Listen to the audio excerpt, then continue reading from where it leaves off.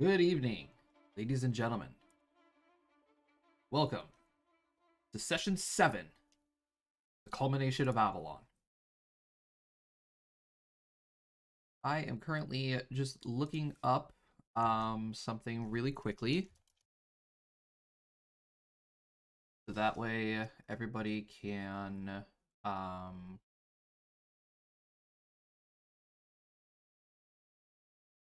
experience what's going on. Let me mute real fast because I know this is going to play. Yep, I figured it would. Then I'll just have to make sure that this is the correct song. Okay, it is. Cool beans. All right, so let me copy that. And then let me turn on everything so you guys can hear again. So hello. Welcome. I apologize that I haven't been streaming the last couple of days. And yes, I know that also goes back on everything that I was saying for the month of March. But there was a recent thing that came up that took the attention away from my goal for the month of March. So that is currently in the works. I don't want to release too many details about it yet until we have more of it fleshed out, but there is a big project that we are working on, and it is in the works at the current moment. Okay. No, it is not going to affect Avalon. It is not going to affect anything else. But it is happening in the background. Okay. I am also still eating my beef stew, and I am not letting this go to waste. So we could go ahead and say hello to everybody else who's currently waiting patiently in chat. Entire strategy to fight him. Your entire strategy to fuck him? Is that what I heard? Fight. Close Right. enough. Someone has all the achievements, dear lord. Yep. 1% of people have all the achievements. Yeah. 1% of people have no bitches. No bitches, no maidens, plus L, plus tarnished, plus no runes. But you know who has maidens? Anethil, because we're the maidens. Dude, all I can think about when I Those say the maidens. no maidens We're Anethil's thing is the maidens. all I can think about is that fucking Megamind fucking name, dude. Yeah, Oh, I mean, that's originally where it First came from. Also, Jomini, you're first gonna have to like get closer to your mic or speak louder because my God. I'm gonna be holding it for the Yeah. most part. Don't swallow it. The sultriness just increased by tenfold. All right. So yes, everybody gets to listen to how low and rumbling somebody's voice is. I really wish this fucking giant didn't have the range of. Oh, That's Someone Canada. who's like 5 times your size. Dude, his bow is the size of a skyscraper, firing arrows as long as some people's limousines, from the length of over 2 football fields at me, Ain't that charming? and they're magic. All right. So, gentlemen, good evening. Hello. Hola. Bonjour. I hope you are all ready. Bonjour. I hope you are all ready to continue your adventure. As never Not ready. at Chicken all. Prepared? No. prepared, absolutely not. Ready? But Yes. ready, potentially. We'll see how it goes, Questionably. of course. Mm. So Clinically insane? Yes. let's go ahead and recap of what was going on in the last session, shall we?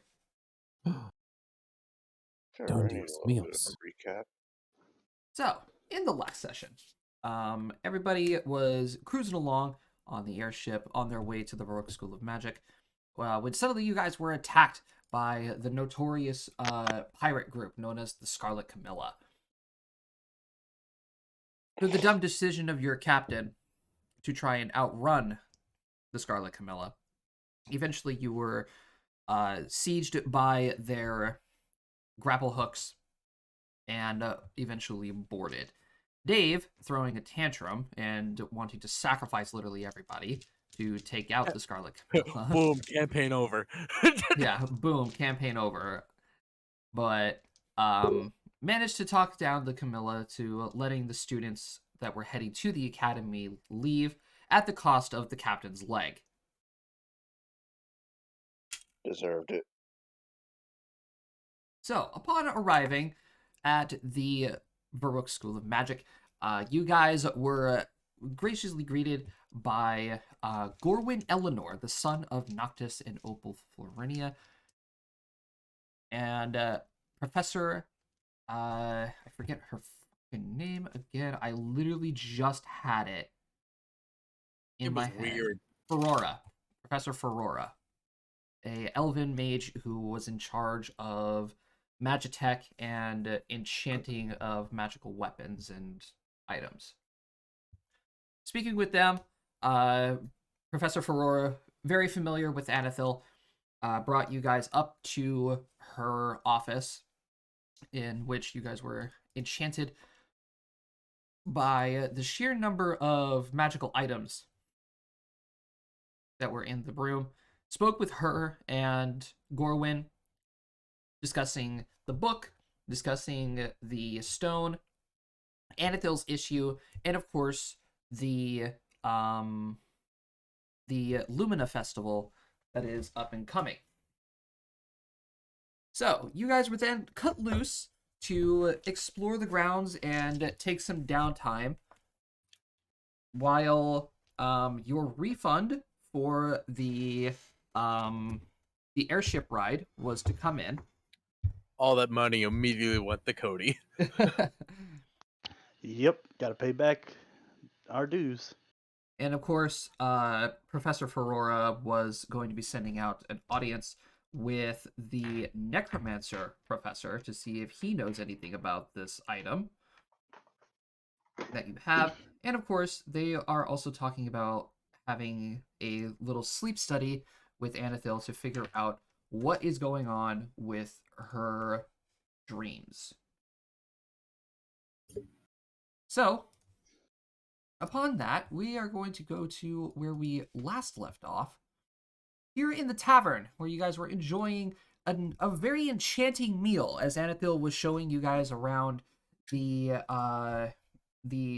mess hall of the Varrock School of Magic, and showing you guys the magic pictures, the enchanting food, and then getting harassed by some of her old classmates, talking down on them and completely demoralizing them. Eventually, you guys were then greeted by Pretty Boy, who introduces himself as Typhul Mirasil. And All his I have to say is I regret nothing. and his companion Jean One of the few. and his companion Jean Derayu. So, as we last left off, Typhul was talking with you all, revealed that Anathil had a secret about her family name, not being Ciel, but the infamous name of Arizona. Who rolled to actually figure out what that name meant? I can't remember. I rolled really well, if I do remember. Yes, Cody, you were the one that was. rolled to the knowledge history roll to see if you remember where that name is from. And you do remember that around 70 years ago, there was a concert that was ran by a gentleman who was the lead of it, was named Arizona. And there was a mass murder because of that. I think I said the number was around like 30 people were killed. Yep. Rookie numbers. In one sitting, that's not really rookie numbers. In one sitting, yes, I agree. But in total, rookie numbers. So, let us begin back at the table talking with Typhul.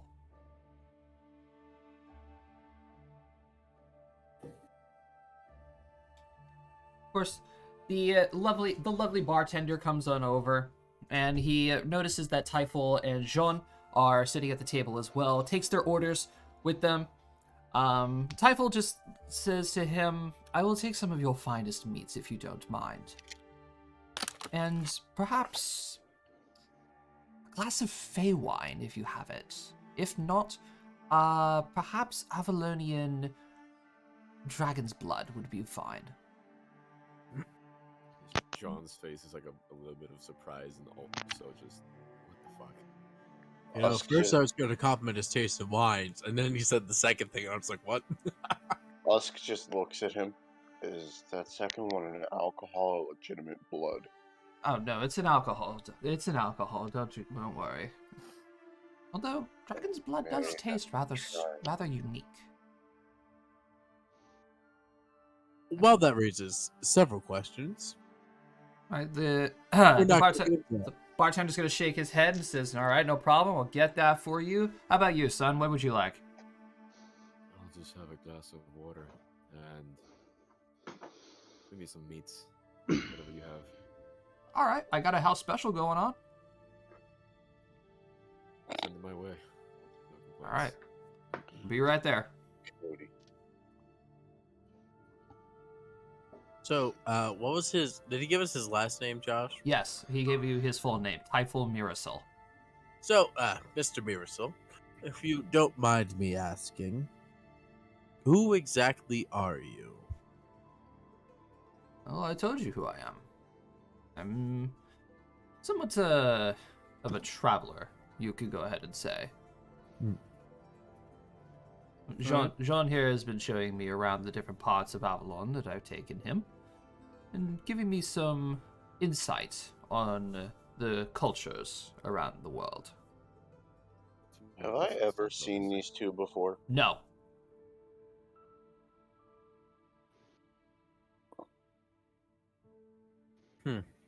Spooky. All right. Well, so you have also been pulled into this lovely, lovely dreamscape that we were all. Do you perchance know anything more about it than we do? For you seem much more informed than the rest of us. Well, no, I don't.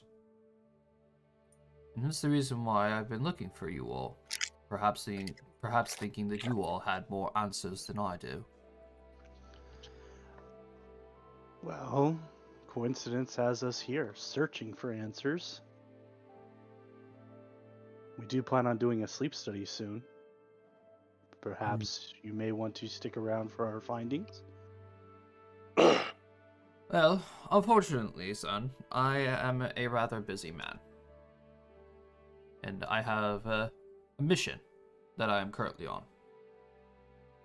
Although, I do have Jean. Perhaps if you wouldn't mind, if he would be able to travel with you all in search of these answers. I'm gonna get take a real good look at each of their faces as Typhul says that. I I currently immediately- still have my mask on, so my eyes are not staring. Like, when I'm talking to you guys, my eyes are not on you. They're on the ladies. Just walking by. Usk They're is never on happy you. to be hungry. I'm immediately going to look at John and just go, John, what is your policy when dealing with adversaries? Depends if the danger is present enough. Well, shoot to kill.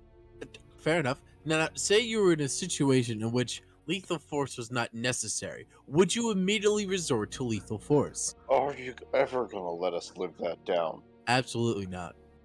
Absolutely not. All right, I like him Because already. for He the- can stay. if I it's slammed the right- table and raised my wine glass. I realized that I ordered a water even though the water pitcher is right in front of us. So I grab the water pitcher, pour myself a cup, and raise it as well. All right, very well then. It's settled. John will be accompanying you all and following your investigations with this whole dreamscape thing. He has more than one ways of contacting me, so That's always- information to me will not be difficult.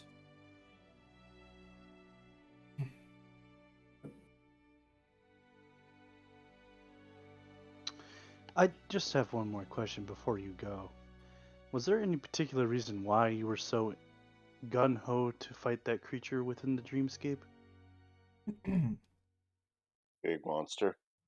Perhaps you knew of the creature, or it just irked you? Oh no, son. It didn't irk me. I don't know what it was. That creature, whatever it was the first actual fight I've had in a long, long time. And I was not going to give it up. Ah, I I'm meant a still taste. very surprised by my capabilities from that fight. Although that other person that was with us, the fine lady that was there, I feel this. Perhaps you're speaking of the kitsune? Yes. Have you all come across her yet? No, No. you're the I don't first think we've one. seen a kitsune. Hmm. No, You're not the to first any one memory. outside of our group that we've seen. Shame. Shame, because she has the same thought process as I do. Fight to the death to test your own strength. I mean, hell, if I couldn't take it down, it's already worth fighting. Can't Spoken argue like that. a true wanderer of the world. Hmm. Anathol's gonna speak up and say, Mr. Mirasol, you said that you were touring around Avalon? Is there a specific reason why? Ah, well, I don't want to get too into detail with it, but, I, to put it simple, young lady, I am looking for my wife. Cut out hard. I am looking for my spouse, or my wife. Nudges Gil. He's taken. Gil gets visibly a little sad. Wait, are you already married, or are you looking for someone to become your spouse? More or less looking for someone to become my spouse. I immediately look at Drax. Although, I do have a target. Hmm. Whether or not she accepts is still up in the air. Yeah, Problem is, obviously, I don't know where to find her. well, obviously, sir, you are the senior here, but I may like to remind you that I do not believe most women looks at Annabelle, looks at Scarlet, like to be referred to as a target. I would have to agree with him. Now, ladies, That's you the can correct one me if rule I'm book wrong Brown. here. It really Not to determines jump on the on the bandwagon preposition against in my which you master, mean but by target. You know what, Scarlet? You have a point. You have a point, sire. A target of someone's affections is a lot different than the target of someone's ill Bo. intentions. That's true. But just the blanket statement, target, does not harbor well-meaning, in my opinion.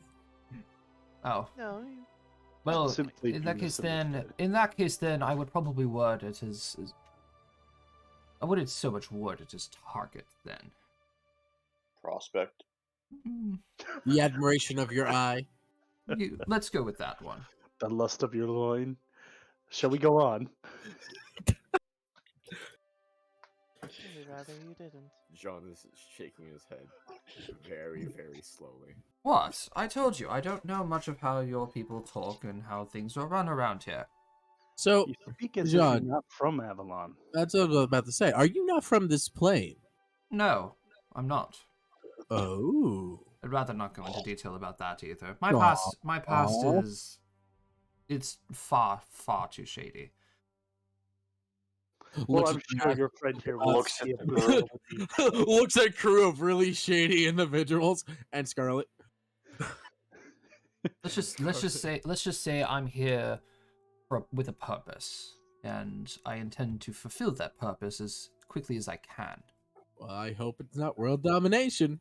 Oh, no, no, no, I would not dare think of that. It's Alright, not good. that simple. It's never that simple. Well, Unless it is that simple. if you come up with anything, I'm sure you can contact your ally here and give us any information, and we'll do the same. Brady, make me a perception roll. Okay.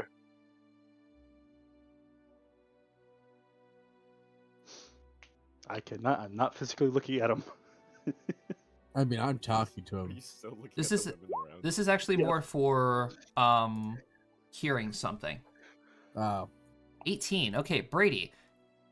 You hear Anethil mutter something underneath her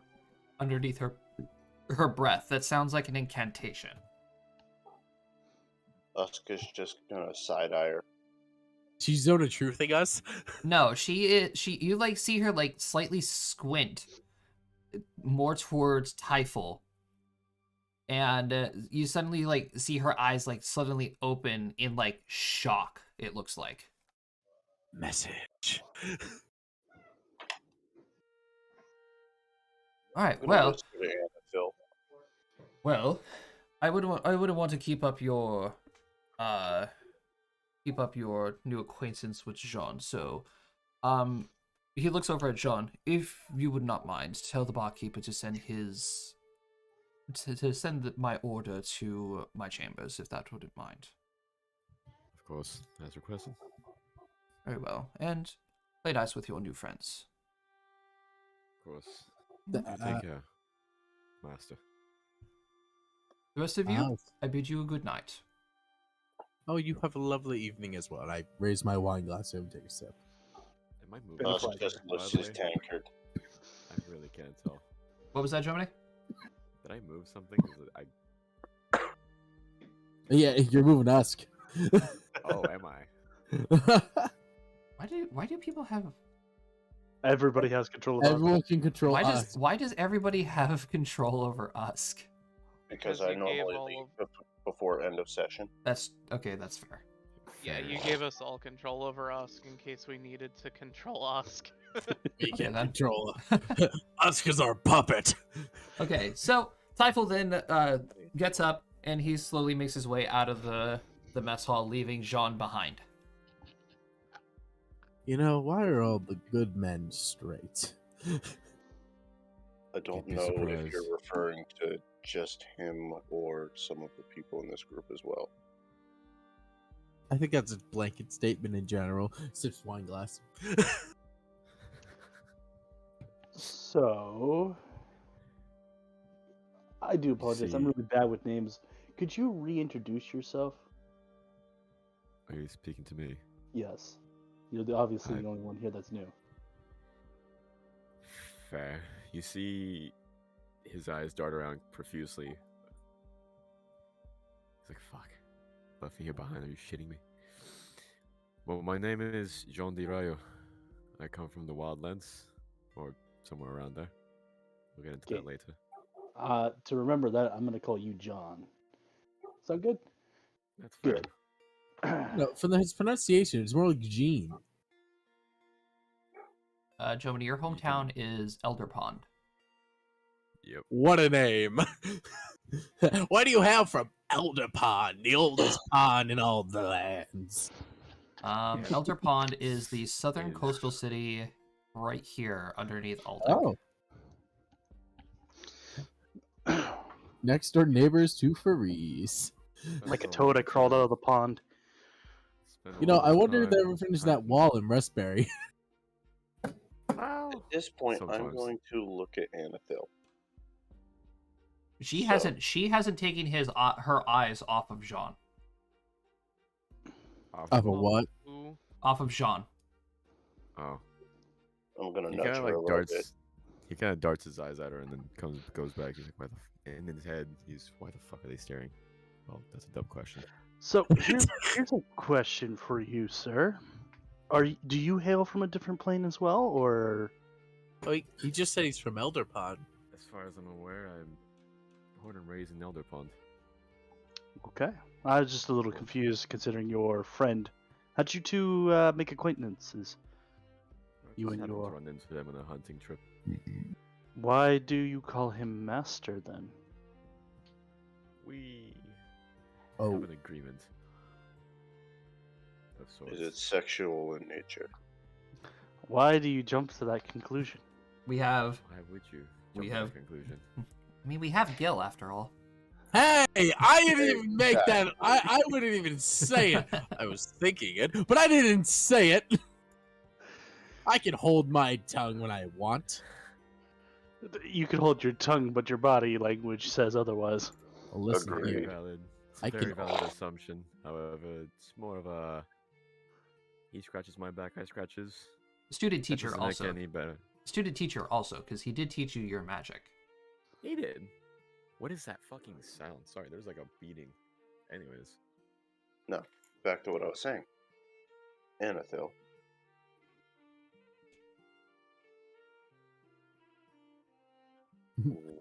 What was that you did? Nothing important. Not right now, at least. So Okay. you said he's some sort of he's like your teacher?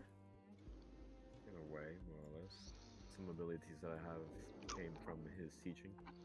Others came from my own. Gil's gonna pull out a clipboard.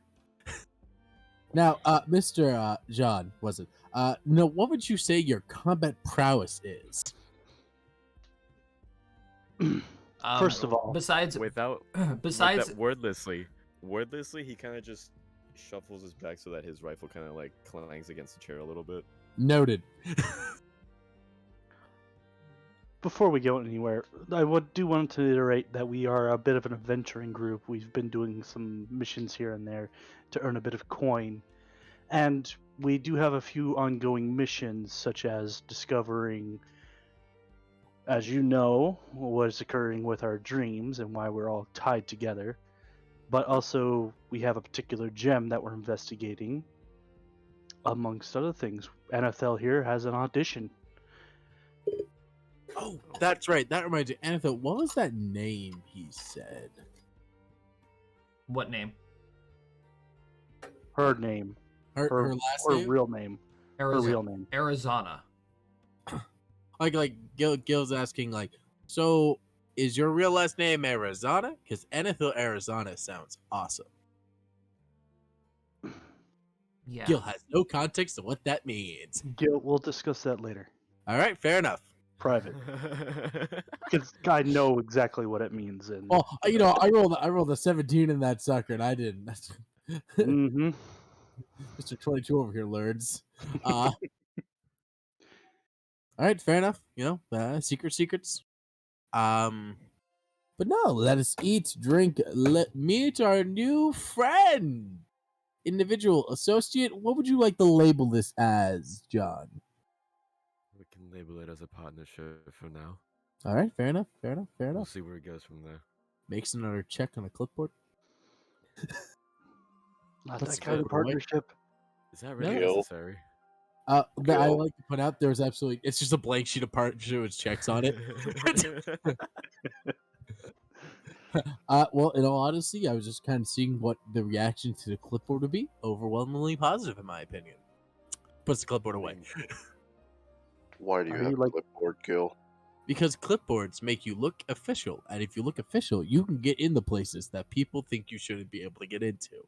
No, You know what else lets you get into places you can't really get into? I'm going to Ladders. guess. You know what? That was not what I was going to guess, but That is not what I was going to guess either. I No honestly idea thought what you were that going to was. mention Brain throwing out of people. it for me. I will say, the question: where did you produce that clipboard from?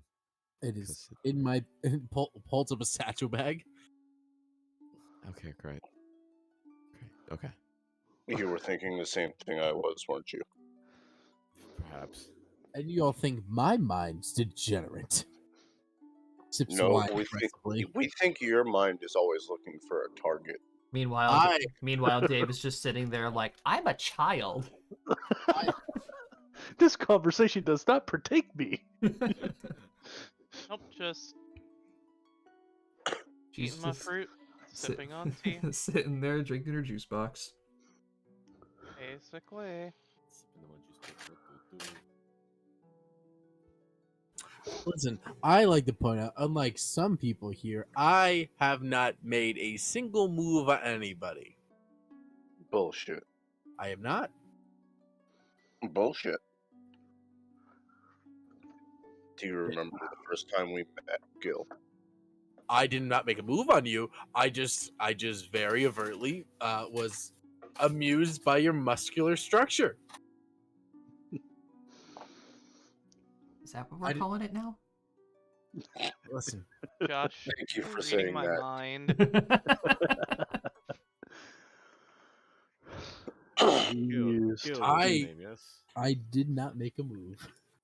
Gil, that was your name, yes? Yes, Gil. Hi, how you doing? Gil Oceanus. Pleasure as always. Now,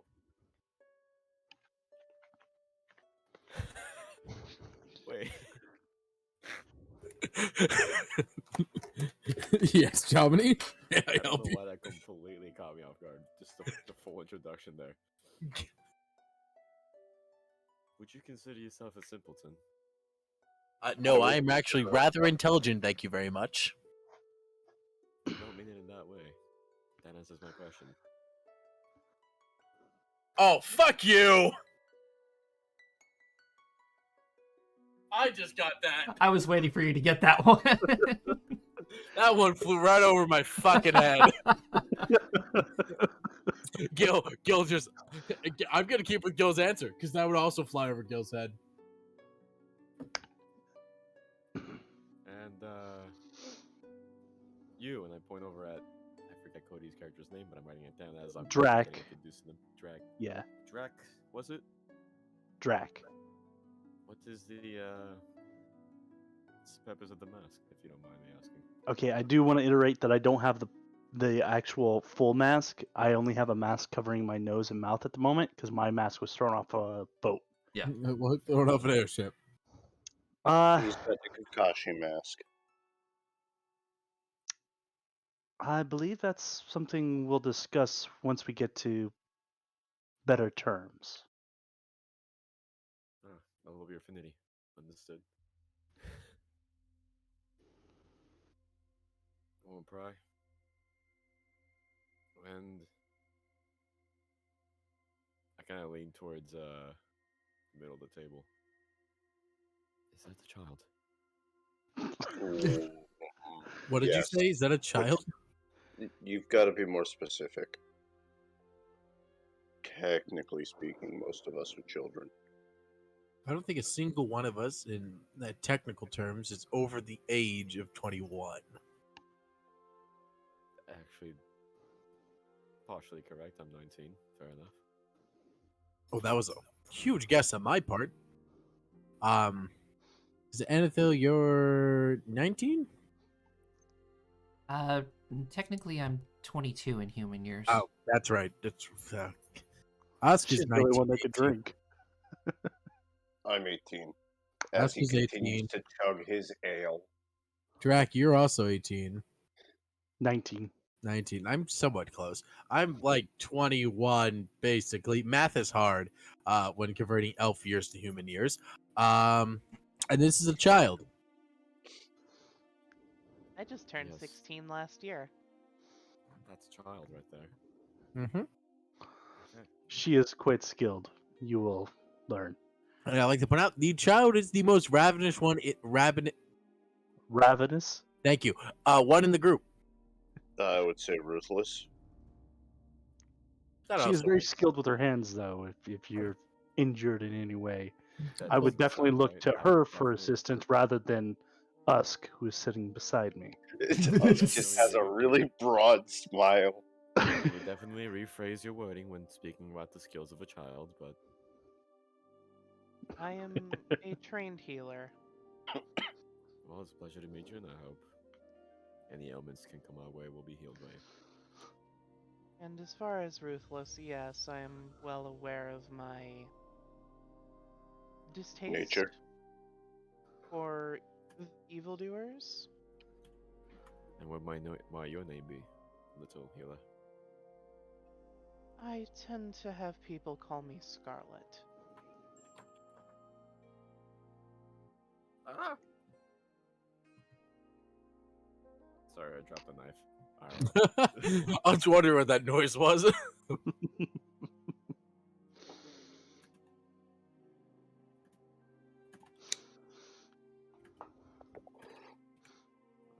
Oh, fuck! Did you drop the knife again? No, I accidentally full screened my notes. Good job. John's having time. Oh yeah. I'm currently just writing down all the important shite. And on that note, John, it is a pleasure to make your acquaintance and welcome to, well, just overall shenanigans.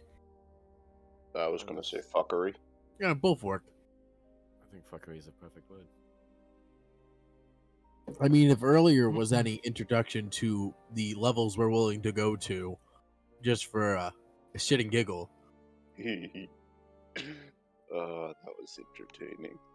I can't believe. I'm surprised that one in the white didn't piss his pants. I'm pretty sure we'd have been able to tell if he did. Absolutely would have. Oh, speaking of which, Also, NFL, white's not his color. Yeah. I do apologize for stepping away. Know that I did not mean to leave you unattended with these gentlemen, but I knew that the group here would have your back. If I stuck around, it would have been far worse. Harmful. I put money on lethal. In that case, then that's fine. At least I did So- plan if our new compatriots didn't show up, I did plan on following them back to the rooms and pranking the hell out of them, though. no, don't worry about it. But That's the old college try. distractions. You know how it goes. String I'm a little here. concerned with the stability of this group so far, but Oh, understand that none of us are necessarily of Stable mindset. don't have to Speak tell for them. yourself. we do act like our age, young and naive. That Can't I'm more willing to go with. Can't say I'm not the same. Just have a few goals in mind. Don't we all? All right. Well, I'm going to adjourn for the night. Anethel, I would like to speak to you at some point, whether it be later on tonight or tomorrow, in Yeah, that's- private, if you don't mind. Yeah, that's fine. I'm kind of getting tired too. I'm gonna find a tree. Well then, as Gil's like finishing up his wine, why don't we turn in for the evening? We have a handful of things to do while we are still in the college grounds. Good timing. All right. After you all finish your meals and down the rest of your drinks, you all get up and make your way across the college grounds into the dormitories, which were prepared for you all. Jean, your dormitory is a little bit further away, closer to Typhel's, so you wish everybody else a good night, and you all agree to meet up in the central courtyard the following morning for your meeting with the necromancer professor. Wonderful. I'm gonna look at Drac as we walk towards the dorm after John's left us. Well, he's a charming fellow. You think every fellow's charming?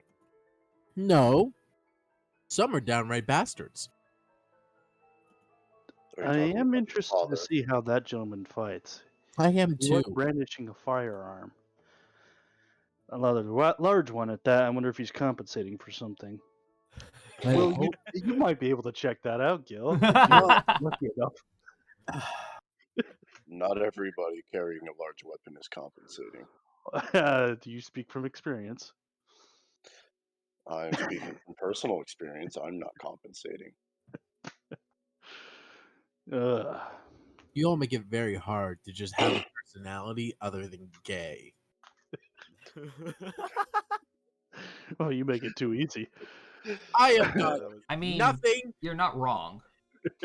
What have I done?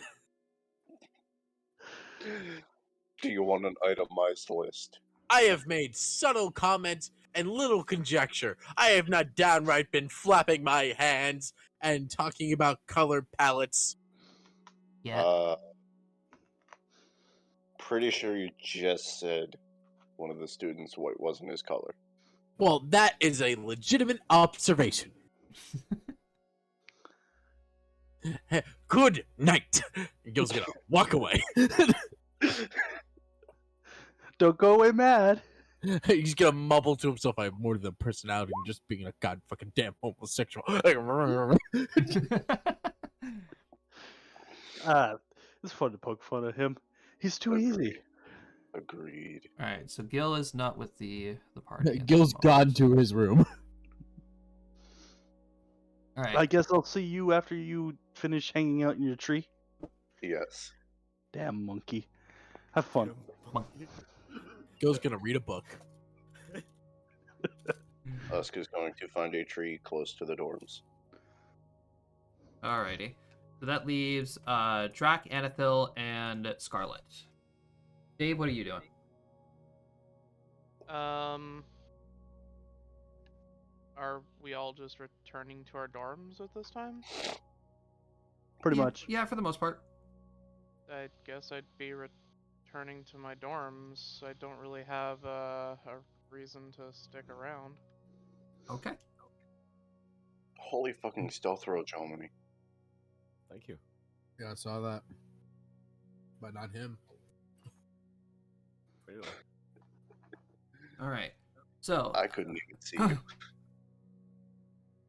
All right. So, Anethil just brings Edon over to her dorm since it's like right there.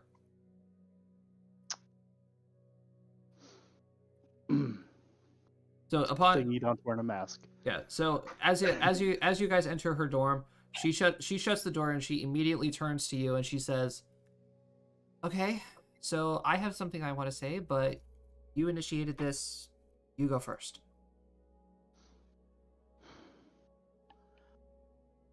I do apologize, but I do know what your name is. I know the full extent of it and the history behind it. I kind of figured somebody would. I didn't want to bring it up to the group yet because obviously you have your own feelings about the situation, as do I with my situation. I understand that I am a friend and surprisingly in a very similar situation, just not to the same extent. She's gonna like take a breath for a minute and say, "Ah, the reason why my name is infamous is my grandfather." Hold on. Flashback. The reason why my name is infamous is because of my grandfather. He was a bard. And, well, of course, there was the accident during that concert. My grandfather was very passionate about his music. I was under the impression that you were performing for the. My apologies. I have seemed to misjudge the situation. Well, when my grandfather was in a bind, um he was in a rush to come up with a new masterpiece. And well, when bards create masterpieces or they play masterpieces, it's a big deal. Well, he managed to get a point in the concert, but he was drawing a blank. His memory was starting to get dull and he was getting much older. And coming up with music was becoming a challenge. So he decided to instead try and figure out if there was a way to enhance his songs with bardic magic. Well, you also have to remember that this was around the time where Avalon was being rebuilt after the Demon Wars. And things were kind of still chaotic. So, my grandfather found a way to somehow infuse magic with his writing. Final remnants of a magic long forgotten. So he finished the song, and when he performed it, it gave him the infamous nickname.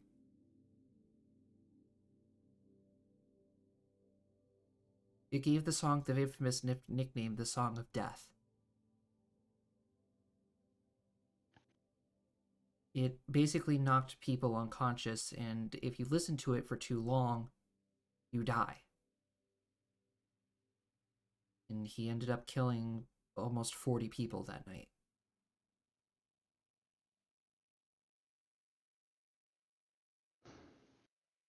And, well, the reason why I wanted to become a performer was because I wanted to bring back honor to my name, saying that we're not bad people. I can respect that. So that's the reason why I came here to school, and I wanted to learn how to be the best performer that I can. I'm happy you shared that with me. Eventually, Garen and his goons found out and ratted me out to the whole school. I I, I just couldn't deal with the shame, so I left. you're trying to right a wrong that occurred many years ago. The shadow of his actions are going to follow you. But don't let that discourage you, definitely. You are very talented, and I suspect great things from you, to quite honest. Uh, I do have a few questions in regards to this. One of them being, do you share the ability to weave your bardic magics into word like your grandfather? Or is that something he solely possessed? He was a bard for much longer than I was. So, I mean, theoretically it is possible I can do it, but I wouldn't want to try. It's just something that piqued my curiosity. I don't know much about the magics or the arts of music, so I was just inquisitive, if you, for Right. better lack of a word.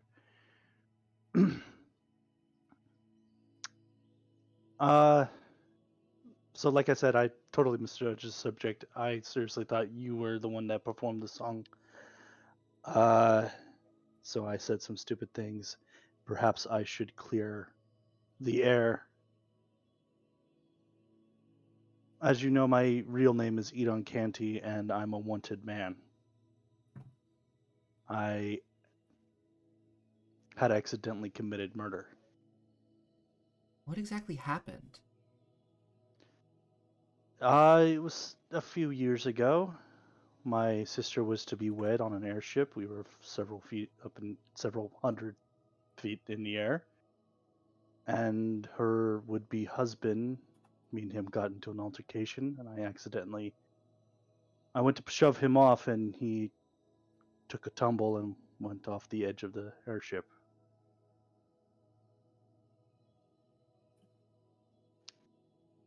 Those in attendance said that I had intentionally shoved him off, and thus why I am on the run.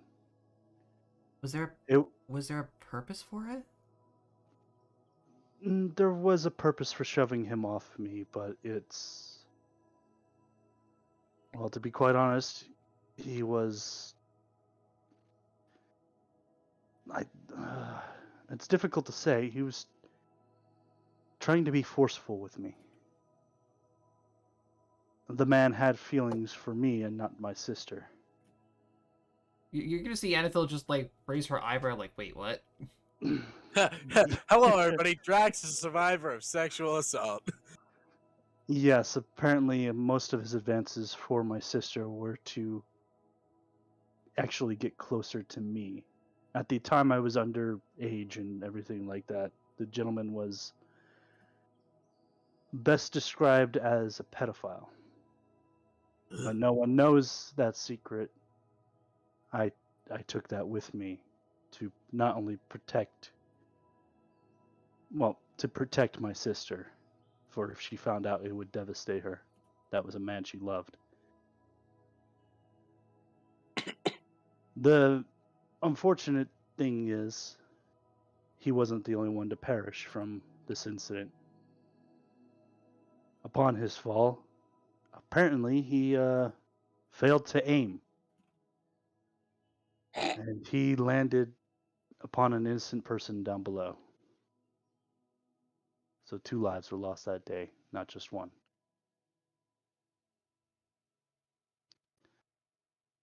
And now I travel the world hiding my face because of an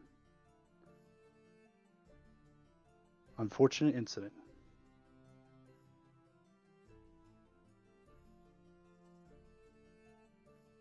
Well, I'll be completely honest, that was a lot less of what I thought what actually happened. So, essentially, you were a victim then. Of circumstance, yes. And now I find myself dealing with unsavory types just like my youth. It went full circle. Ah. But it's good. It's all good.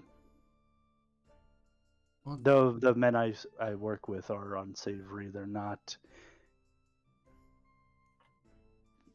immoral. it's good to know at least you're not a bad person. Same. Well, if you ever need anything, don't be afraid to ask. You know my dirty little secrets. I know your dirty little secrets, and that often builds a form of friendship, if you will, at least in my experiences. I think so. Okay, good. Same for you. If you ever need anything, just let me know. Will do. All right, then. I shall let you get some sleep. Thank you again for meeting with me. One more thing before you go, though. Absolutely.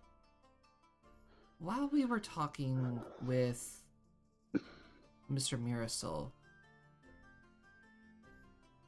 I think Usk might have noticed me do this, but I kind of may have used a little bit of magic to just get a little closer of an oversight. And I'll be honest, I don't really think we can trust Jean or Mr. Mirasol. Do you mean? Could you elaborate a little bit more? So there is certain magic that You don't have to go into detail. Just... Okay. Mr. Mirasol. Okay, so everybody has like a certain amount of magic that they can have and that they're capable of using, right? Yes, the schools of magic. I am aware of that much. Right. But beyond that. So let's just say a scale of 1 to 10. Okay? My magic capability is somewhere around a 2. Okay? Jean, he is also around like a 2-ish. You know, Professor Ferrora, she is like an 8 because she's well trained. I would probably say the headmistress Rixoon, would probably be at the 10 mark. Mr. Mirasol is at like a 12. You broke your scale. Interesting. But does that really mean that he should be untrusted, or? That's another thing that I kind of looked into. There is also another magic spell that can basically see morals of people. Anethel. Yes. You sneaky bitch. What did you discover? So, essentially what there are good, evil, and the gray scale in between. Right? Good usually lights up as blue. The gray scale is, well, gray. And dark evil people are light up as red. She's for everybody who wants to know, she's talking about The alignment chart. detect alignment. Or at least the way we interpret the colors of alignment and Yes. detect alignment. She's interpreting detect alignment. She used 2 spells against Mr. Marisol. Detect magic at all 3 focuses, and detect alignment. Brady, you caught her when she was doing detect alignment. Okay. And she goes on to say, all of us are within the gray to blue areas. And Mr. Marisol lit up a dark red.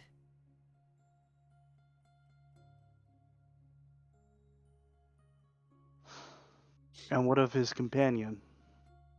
What did he light up? Funny enough, he lit up like a grayish blue. Okay. I just can't help but feel like there's something else going on. Clearly. But the one thing I could say is this. If the man is as strong as you seem to think,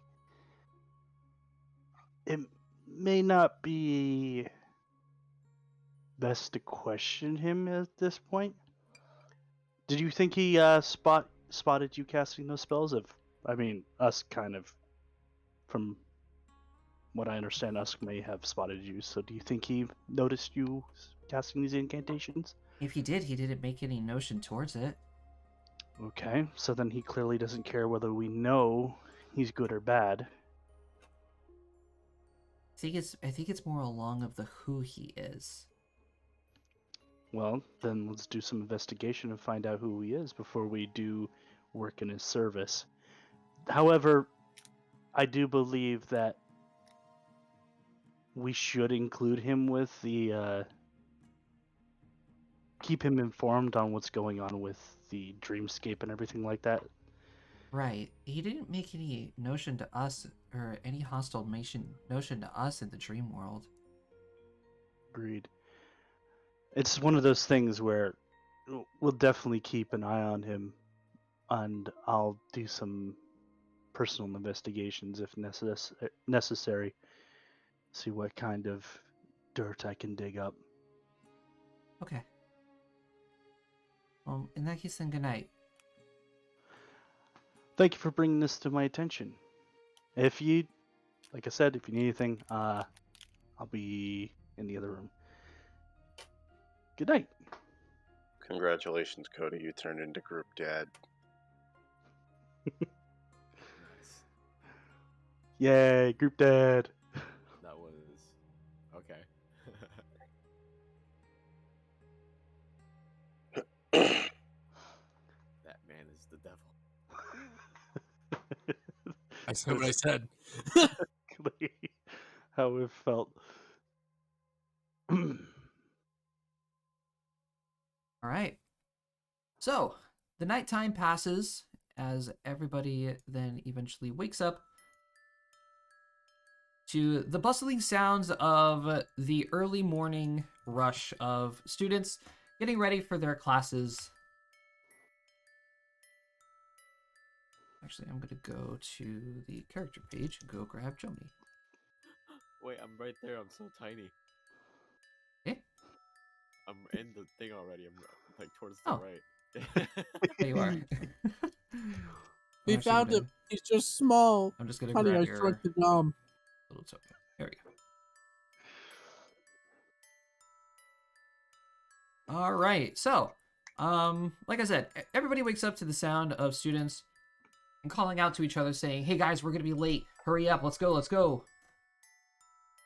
And uh, as you guys groggily get out of bed, uh, around you it surrounds with around you you are surrounded by students carrying all sorts of books, wearing all different types of robes and different attires, making their way to the different buildings all around the school. Uh, Usk is gonna look at Drac. I feel out of place here. Yes. I'm used to hustle and bustle, but this is entirely different. Agreed. Agreed. oh, I mean, it's kind of similar to a port. this is normal every day. Classes start early in the morning and go to about late afternoon. Quite I mean, honestly, it all sounds exhausting. I guess when Everyone's learning. you're learning the fundamentals of magic, there's no time for anything in between. Oh no, there is time, different clubs and activities and such. And Oh yes. plus, it's a little bit more busy around here now, considering that there's visitors from all over the place for the Lumina Festival. When you said clubs and activities, Drac kind of darted his head towards you. I was like, "Can we participate in clubs and activities?" I think we have to be students. Yeah, it's students only. And no offense, Drac, I don't think you meet the requirements to study here. Drac, we should go talk to the druids. Why? What's at the druids? The druids are lit as fuck. Yes, Brady's aware of this, but how is Because if memory serves, Noctis's son said something about Oh, he did. Yeah, he did. You're right. He did. Eventually, as you guys are standing in the middle of the courtyard talking, eventually Jean does arrive. Ah, John. How are you? Good morning. That's lots of energy for the morning. How are you doing? Agreed. Well, when you live on the road, you tend to have more energy in the morning than the evening because that's when you're doing things. I think he was talking about the students, not us. Oh, No, Comparative, we're They've got too much energy. granted, there's a lot of energy everywhere. This is, oh jeez. fair enough. Fair enough. all right. It's very loud here. That it is. Do you I'm need earmuffs or something? No, it's just I'm more used to the serenity of the church. Ah, yes, silent prayer. Oh, it's not Well- so much silent, but it's significantly less noisy. Well, unless they're singing a hymn. I We just caught a usually are. fucking bug. You know those water bugs? The water fly things? Yeah. Yeah, I just fucking caught one like Mr. Miyagi. That was crazy. Fuck yeah, Joe. nice. I did Are not you mean to using make chopsticks or did you do it with your hand? I had a piece of like a rolled up piece of cardboard and a little straw that I was using to pack something, and then whoa, Okay. All right. Well, that was cool. now that everybody's here, why don't we head over to the necromancy school? I mean, that sounds like a splendid idea. Come now. Does it? Bound to be more Necromancy quiet school? than this Terrifying place. at all. I mean, it's regulated necromancy, so what's the worst that can happen? Do you really want the answer to that? Anethil, it is regulated, correct? Of course. See? Even regulated necromancy could still go wrong. Any There school of is magic can go school. wrong. At that point, it just That's becomes very true. regulated death. Or is it Pretty sure that's what regulated necromancy undeath? is. And as you guys say, Regulated unalive. it's a magic school. You know, things can go wrong. You hear an explosion off in the off in the distance. Well, fuck. Ah, that must be evocation. I wonder if they need help. Or conjuration. Someone failed a fireball spell. It truly does sound like that. Well, come on, follow me. We have to go outside of the actual main campus. Ah, that makes sense. Oh, lead the way, Anethil. After you? Indeed. Right. So, following Anathil out of the western gate of the campus, she leads you guys down a large staircase and on into a path leads to an open field that goes into the edge of a forest. Over the treetops, as you guys are walking down the stairs, you can see a large, mossy, kind of run-down building off in the distance. Kind of gives you guys some creepy, like, haunted house vibes. As walking through the forest, you happen to notice that the atmosphere in the area changes a little bit from blue skies, and then suddenly, like, you look up again, and it's like fully grayed out a little bit. The sun is being blocked by the clouds. It's like a constant twilight in this area. God, I wonder where the necromancers are. Yeah, the temperature does drop a little bit in this area as like a light mist covers the ground. Is The this some entire kind of vibe of spell? the forest is off. You know, I put good gold on the fact that this is intentional just to fit with the aesthetic of necromancy. Hell, Yeah. I'd put platinum on it. And as you guys are walking down the path a little bit further inwards, you could see off in the distance, so you can see like little patches in the forest area where you can see a couple of students in groups of usually 2 or 3 talking with each other. They're like crouched down and picking up like samples of dirt. You can see like some of them are like reading books and stuff and talking amongst each other. Until you guys reach the front doors of the necromancy school, and entering, it looks like like an old, I would probably say, medieval style manor. It's just a medieval times. Yeah. Usk just instinctively grabs the hilt of his greatsword, realizes where he is, and lets it go. All right. Next Yeah. bet. How much you I would guys want to put probably, on He's a Lich? I would probably, how can I describe this? Eerie, dusk. Yeah, it's Dusty. eerie. It's dusty. It's very damp in here as well. It's It's abandoned medieval times. Yeah, but you can see Think some. Elden Ring. You can see some students walk. You can see some students walking around. Amongst the students, actually, you can also see what appear to be animated skeletons walking amongst the school, carrying books and papers and such. Each of them are actually kind of well dressed in like serving outfits. I feel like I would be shocked, but I realized where we are. I'm gonna flag one of them down. Not the One of the skeletons. skeletons. No, the people. Actually, as you're trying it's gonna to be people flag too. down one of the students, one of the skeletons actually do walk up. They immediately snap their arms at the side and give you a bow, All right, I bow back. and then it tilts its head as if it was questioning why you guys are here. It doesn't speak. We're here to see the headmaster, or the dean of necromancy. I lean to Anathel. Can I get one of those? I want one too. No one's getting a pet skeleton. The, Let's ske- do shit. the skeleton will nod its head and like usher you guys to follow him. Thank you. I still want one. Well, when So- you can do necromancy, you can get one. Give me a little while. The skeleton leads you guys. That wasn't through- a challenge, Scarlet.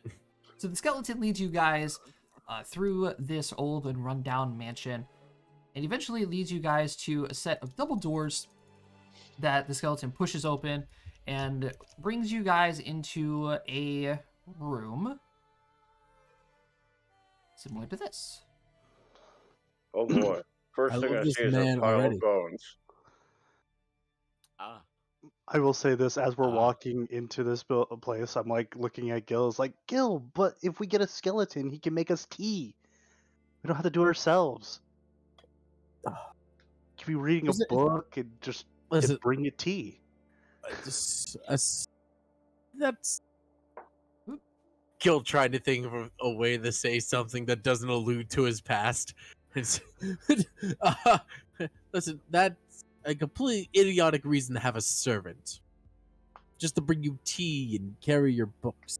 Well, Is that the it's a point of a skeleton. servant, though? I'll slowly speed past him, going, "Well, servants are pretty useful in that scenario, and only that scenario." All right, so Skeleton ushers you guys into the room where you can see a man dressed in a green vest, nice pressed shirt with green gloves, writing what appear to be magic runes on the chalkboard. Around him are overly stuffed candles of wax dripping down onto the mantle in front of him. Desks with quills and ink line the entire room, with a carpet down the center of it. His desk in front of you is made up of a nice dark red wood, and it has the image of what appears to be like a dragon skull, almost, made out of different various bones and such, mounted onto the desk. And of course, the giant pile of skeleton bones from varying races that sit in front of him. I imagine very it smells wide-eyed. like a morgue. At all. So behind the desk, this man is continuously writing the runes on the table, and he calls out without looking to you guys and says, "I assume that you are the ones who sent the request to meet with me?" Yes, good morning. My name is Gil Oceanus. These are my associates. Well, Uska's just gonna grab Gil, pull him back, let Drac do the talking, Why? because he has the thing we're here about. I have no. Drac does have the thing. That's right. I have the book. Yes, but I understand the magic. Do you Right. though? so the gentleman then puts down his chalk, turns around. He like rubs his hand together to get rid of the chalk on his green gloves and such. And you guys get a good look at this man's face, is what you can see in the image now. And he takes a look at you all and then eventually eyes up Anathil again and says, "Ah, Miss Arizona. Never would have thought I'd see you again. Welcome back to the School of Magic. Questioning, though, why you're here in my classroom." That would be for my benefit, sir. Very well, then. First, allow me to introduce myself. My name is Professor Yakris Blight. I'm the head of the necromancy in all things of negative magic here in the Bless you. School of Magic. Quite the apt name. I I do was- apologize. I don't mean to be rude when saying this. I was expecting a lot less flesh. As most people do, there are constant rumors every year when people come to the necromancy school of saying, "Oh, the necromancy school is taught by skeletons and undead." Well, no, not everybody is a lich or any sort of undead that teaches and can learn necromancy.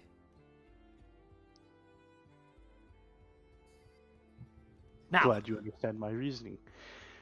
I was informed that you have an item for me to inspect that is infused with necrotic magic.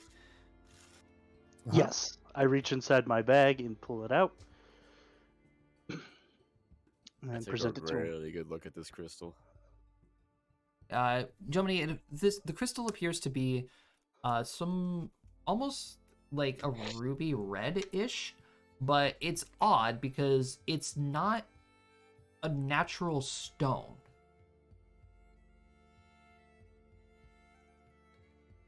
Oh. So Professor Blight is gonna reach out. He's gonna take it. He's gonna just like hold it up to the green lights that are hanging up on the ceiling. He says, this is rather curious.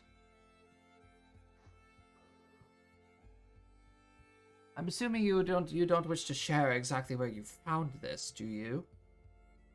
Unfortunately, that information I cannot pass on.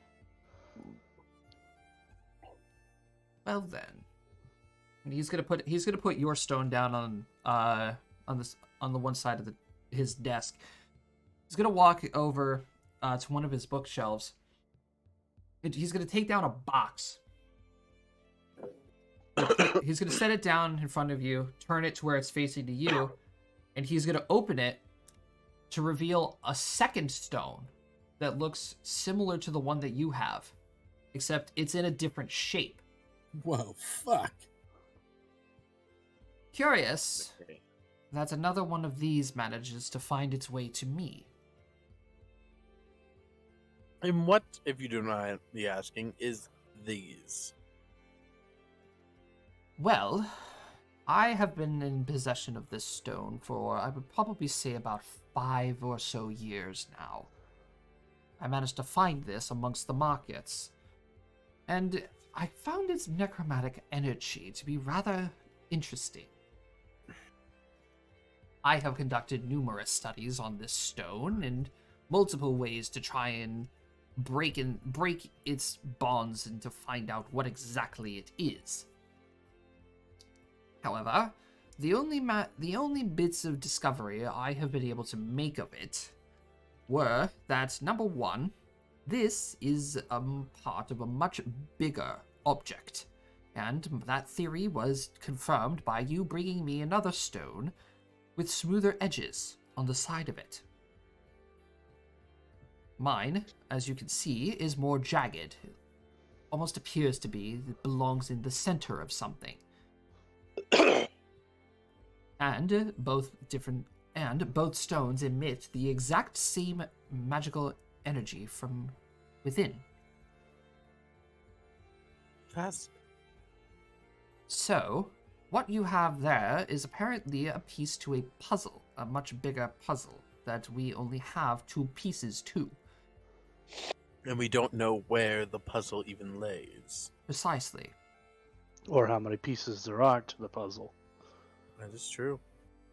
One thing, however, I did manage to convince Professor Headmistress Rixoon to help me with this investigation, and through a small identification ritual, the only bit of magic that we were able to convey through necromancy to make sure that it wasn't a curse or anything. It turns out that it's not curse magic, it's not anything that is dangerous per se, but pieces of these stones have a bit of soul magic within them. Huh. Now, I'm sure most of you are unfamiliar with the dark arts of black magic, necromancy, and even some higher tier wizard magic. Josh, would I have perchance have learned this at all in any of my years? No, Or just ever hear mention of it? no. Okay. Dave, you may have heard something about soul magic, of it being a very, very dangerous thing. Fair enough. Given who my teacher was, probably. Yeah, that's the reason why I'm giving that to you. Okay. All I So, know about it is that it's very dangerous. dangerous. Dangerous, yes, but in the correct hands, it can be useful.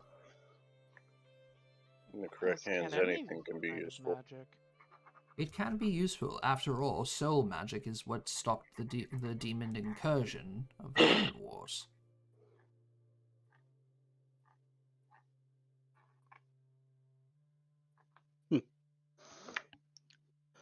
Okay. So what do you suggest I do with the stone then? Well, that is but a crossroads that we are currently at. There's no bit of way that I can conduct any more study on this stones without the full structure. And So we need to find where the puzzle lays and figure out how many pieces it needs. figuring out how many pieces there are, or of where the main structure is. These are but fragments, after all. All right. If you don't mind me asking, where did you find your shard, Mr. Professor? He said Like about down in the 5 years ago within the markets. Sorry, this song is kind of making me fall asleep. Okay. Like it's a lullaby. So, Drac, it may be advantageous for you to inquire about its origins. Yes. I may have to. It would be I just useful as well if we could also inquire with the market people. However, we don't know if they're still around at this point.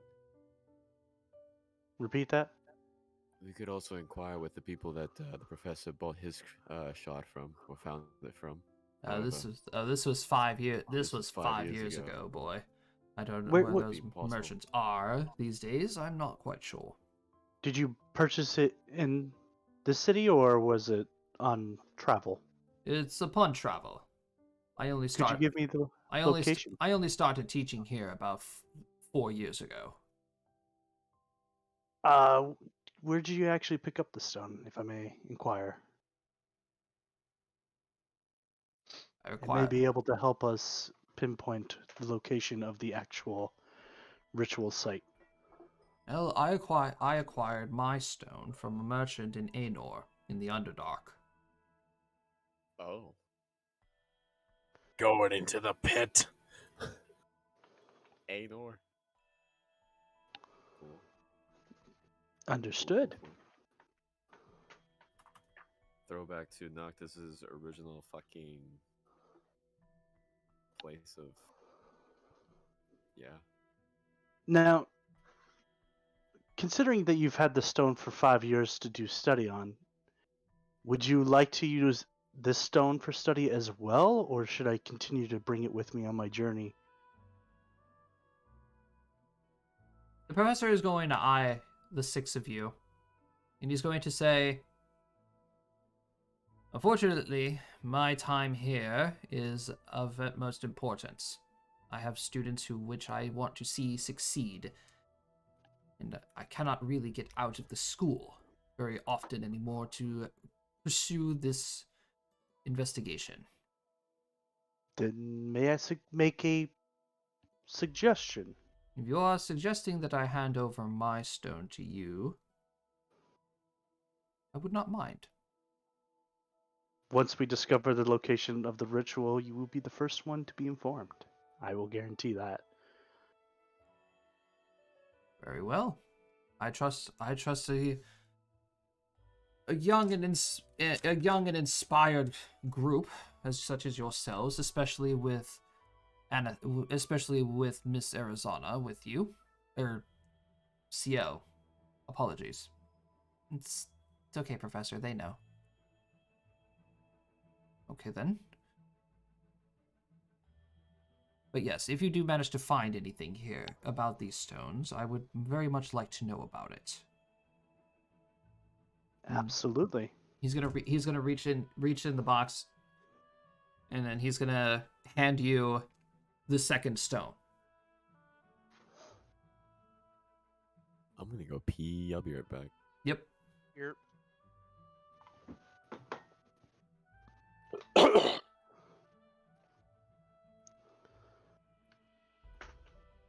Now, if you want any clues as to where to go from here, in order to find any more information about this, there are two places that I know of that where I trained that you might be able to gain answers for. Okay. After I give you a short bit of a history lesson.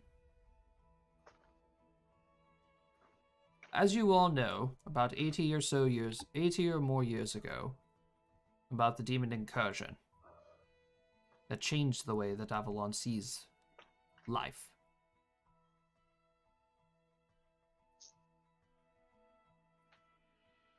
The general of the United Avalonian Front suffered a fatal blow during the war. Namely, having her phylactery destroyed,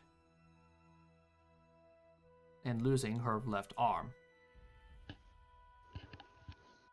The damage that she received during the war, unfortunately, would have costed her life later on down the line. A few years later, she passed away, leaving behind the great graveyards of Aenor and her Lich's Tower. My master then took over that field and the tower. You will find him in Aenor. May I ask what his name is? Or hers? Let me go to my NPC list. Yay, another reason to go to the Underdark again.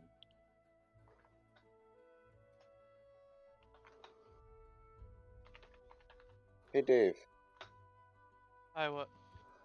if we went to the Underdark, how invested are you in your warehouse there that you would want to go and see I'm it? back. Say that again, please. I said, if we were to go to the Underdark, how invested are you into your warehouse that you would want to go see it?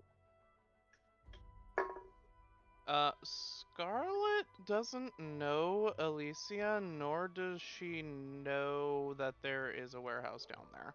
I'm not asking Scarlet, I'm asking Dave. Dave really wants to see what the fuck's going on down there. Just in general. Wants to see how it's been I just expanded can't wait till we upon get and to whatnot. can't wait till we get to Winter Island, basically. I want to Yeah? see my monastery. I want to see the country I built. My master's name is Progru Gastlik. There's no way I'm spelling that. I will type it out for you. Give me a moment. I appreciate it. Praying you gas leak? Gas leak. He was frantically like writing down in a notebook and asked, "Can you spell that?" It's like gas leak. Better tighten up Oh. those. Oh, Jesus. Okay. Mr. Wow, Mr. that's- Blight, I'm going to make a safe guess and assume, is your master an elf? No, he is a lich. What was his previous race, if you don't mind me asking, if you know? From my understanding, human. With a name like that, wow. It is rather odd, yes. Well, there's no accounting for regional dialects. You know, that's During- valid, Usk. During your studies, is that when you purchased the item? I was As your just master. I was just finishing up my studies Did your- with Progru. Okay. Did your master come into, like, did you present the stone to your master at that time? No, my master, as far as I know, does not know that I possess the stone. Okay. It was more or less of a goodbye. It was more or less of a goodbye gift to myself, leaving Aenor. Kind of one of those things like, oh, that's a nifty little bauble. Bye. There is one more thing. From my understanding, to get into the Underdark, you need an invitation. No, son. You're thinking of Saitoria. Saitoria. Yes, Okay. you are thinking of New Saitoria. The Underdark is open to anyone. All right. You just have to pay a nominal fee for entry.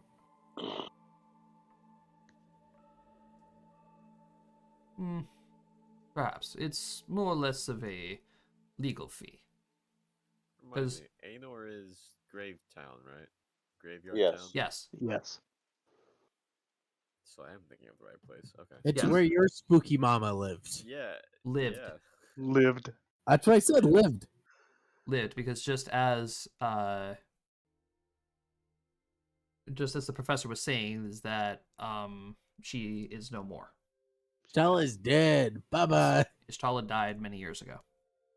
She is no longer among the sentient creatures. Well, she's with her hubby, and that's all that matters. Agreed. I wonder. No, her hubby is past. That's right. Her hubby hubby was the was past phylactery. when we met him. Yeah, the husband was also the phylactery. Husband with the phylactery. Hmm. We killed him when we brought the 9 to the world. No, he died in the Demon Wars. Oh, I thought the music box thing was like his heart or something. No. No, that was just a gift from him to Ishtala. I see. It was symbolic. Yeah. Man, Oh, I forgot how heavy Ishtala carried us through that campaign. do we need a letter of introduction to meet with your master, or just That may just be a good idea outright. Most masters of arcane arts don't generally just meet with anybody. Yes. That is true. He's- We're in a very unique situation here in Varroque because well, He's gonna take out a parchment and take out his quill. He's gonna start writing a letter. I'm sorry, did I just hear Noctis for a second there, Germany? Did he come out? Yes. Was my Noctis showing? Your Noctis is showing. puts on Cody's bird mask. All right. So eventually Professor Blight writes this letter, seals it up, waxes it, and then hands it to Edon and says, "Present this letter to Master Gastlag, and he will take an audience with you." I appreciate everything you have done, sir. It's been a pleasure. Of course. Thank you very much for all your help. Of course. And Miss Arizona, good luck in your auditions. I will be watching. Thank you, Professor. Oh man, I was so expecting the yay.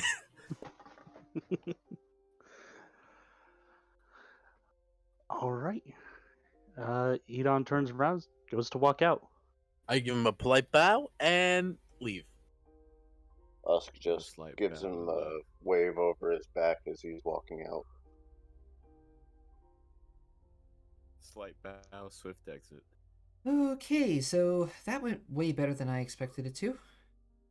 Oh, did you expect something different? Usually, fuck, tongue, work. Oh my god. Josh has said that to every lady he's ever talked to. Trip. Usually, Professor Blight is rather grumpy, for what I heard. Perhaps he heard you were coming and was glad to see you. I don't know. Well, it may just be that the man is not amused with the rumors about him, and due to the fact that we approached him with much more of a Open warm, mindset. open mindset and warm tone, he took a much better deliverance to that. Well, I was actually personally objectively fucking terrified. Man was covered in blood. And Did you expect anything else from a necromancer? I can't say that I really did, no. Then why were you surprised? there are skeletons in 3-piece suits in this building. I'm not surprised by anything. Again, I want a skeleton. So do I. You boys make do. Neither of you have arcane ability. You all Don't know need that. arcane ability. Yeah, My apologies. necromancy is actually different from arcane magic. It's kind of like bardic magic, and druidic magic, and alchemy. I still And need to visit the technomancy. druid dorm. God, it sounds like there's a lot of things that require skill. Did you say technomancy? That Remember also the- caught my attention. Well, it's kind of like the remember those prosthetic arms things we were learning about? Oh, Ah, like this? And Shows his art- left arm. Yeah, like That Jean's left arm. yeah, that. Wait, what? Yeah. Wait, you guys missed that when he told you. Yeah, Jean has a No. Gil, what's Jean has a prosthetic left arm that is technomancy. like? Gil's like, yeah. You remember that book we found about technomancy and like how to John? Yeah, like this, and like yeah, like that. Wait, Wait, what? double take. I've been meaning to ask you about that. So How'd you get it? Well, I did say that I was a hunter, right? A hunter? A hunter That's of fair what? enough. Sorts. well, I would assume a wild animal. Well, there's a Yeah, hunter for I- men as well. Those are pretty Egypt I was wild born too. I was born in Elder Pond, and throughout my whole life, I was just hearing stories of the Glickmans and their great work in the wildlands. Kind of took after that, Oh, so you were a huntsman? in some part. Still practicing, clearly. Please tell me he motions to his arm when he says Yeah. yes. He did. Yeah, he did. I All I did. can hear right now in William's head leading on. Listen, you lose a limb, fine, walk it off. You lose a leg, hop it off. Hop it off. Have I ever told you the story about the one-legged man in the ass-kicking contest? He fucking won. He was a monk. He was a monk, and he kicked ass all right. we pan over the William nowadays with a peg like it's just Yavez. It's just a very bitter Yavez who is near death. Well, make your way to the wildlands one day. You might run into him. There's a statue of Yavez. It's great fun. All right, so you guys make your way out of the spooky area of the School of Necromancy. I would probably say by now it's about 1 o'clock in the afternoon. Which way are the druids? It does take you a while to get from school to the main campus. All Alright, so now we have the larger mystery of collecting all the gems and figuring out what they do. I would like to say that I would like to Chaos stop by the almost. tailor on our trek over. Yeah. Oh, of course. Yeah. Okay. Yeah. You. Any progress on that? Yeah. You walk into it. The fine lady there. You know, hands you your mask. It's done.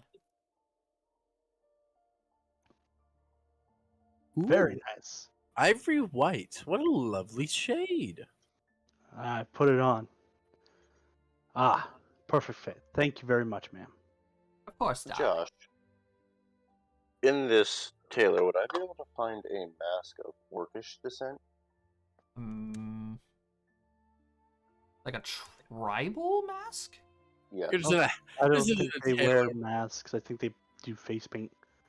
Actually, there is a face covering mask for I don't think orcs. we're in a tailor. I think we're in a haberdashery.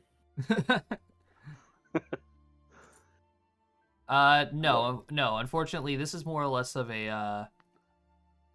She's more attuned to making, Robes. robes and other things like that of that nature. The mask was, something that is kinda common. It's Okay. not unheard of. Yeah, but like an orcish style mask, not really. No, she's not familiar with, orc culture. So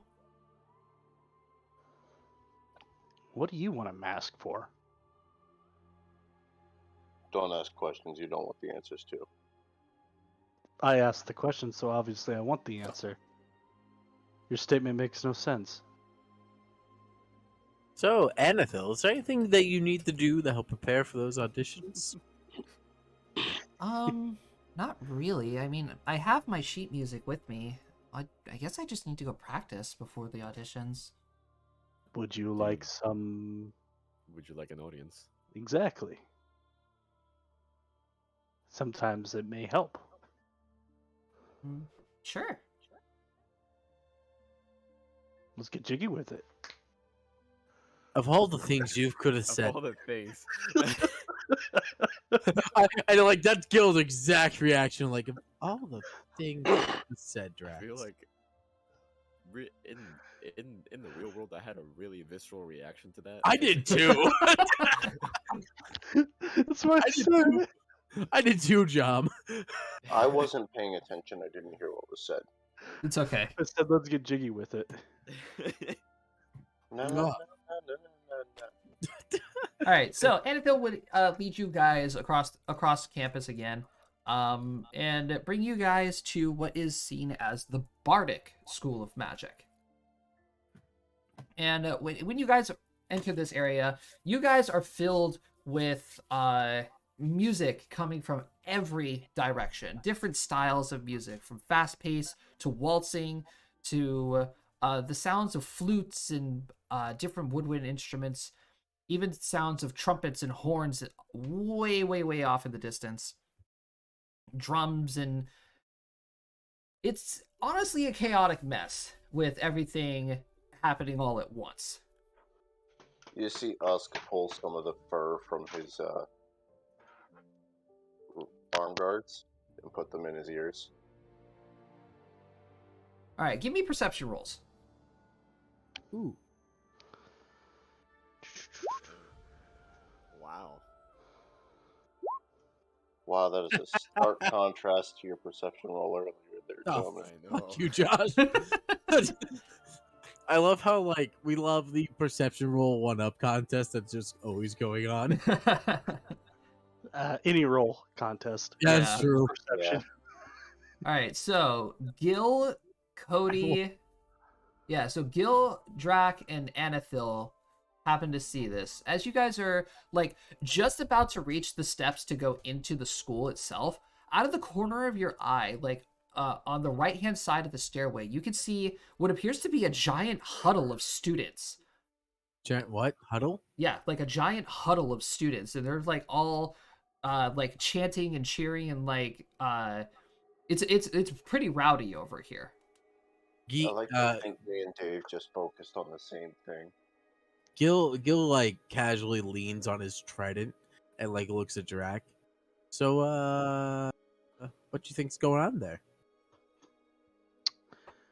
Honestly, I could care less. But I'm curious. Anathil. She's actually like looking over the banister at what's going on down below.